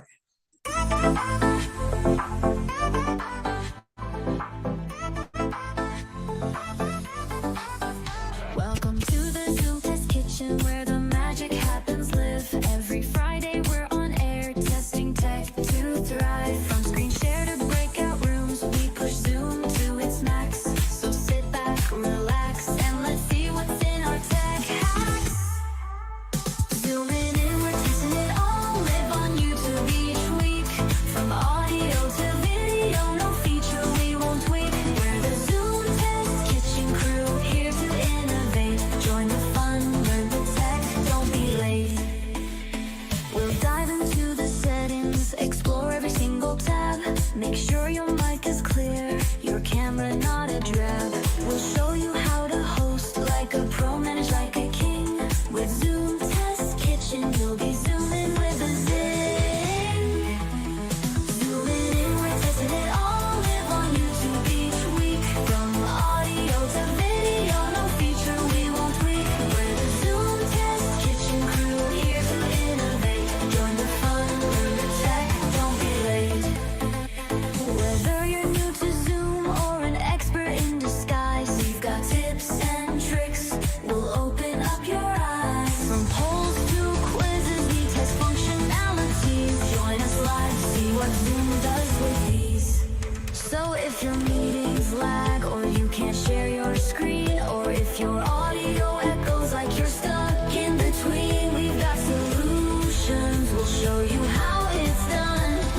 Zoom Test Kitchen, where Zoom fun has begun. Zooming in, we're testing it all. Live on YouTube each week.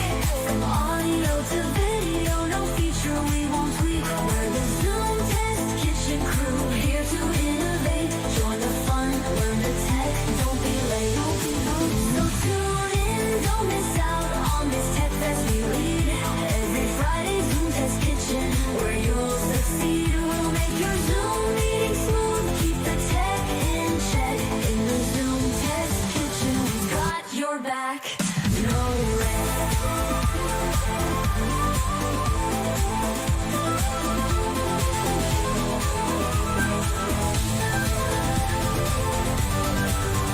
We're the Zoom Test Kitchen, we've got your back. No wreck. All right. And from everybody in Canada, from the Zoom Test Kitchen community, we want to wish everybody, all our Canadians, a happy Thanksgiving this coming Monday. And I want to thank everyone for joining us this week. Don't forget to like and subscribe to our YouTube channel to let YouTube know how much you like our content. And don't forget, we're here every Friday, 3 p.m. Eastern, 12 p.m. Pacific, right here on the Zoom Test Kitchen YouTube channel. See everyone next week for another rending, wild, and crazy edition of the Zoom Test Kitchen. Take care, everybody.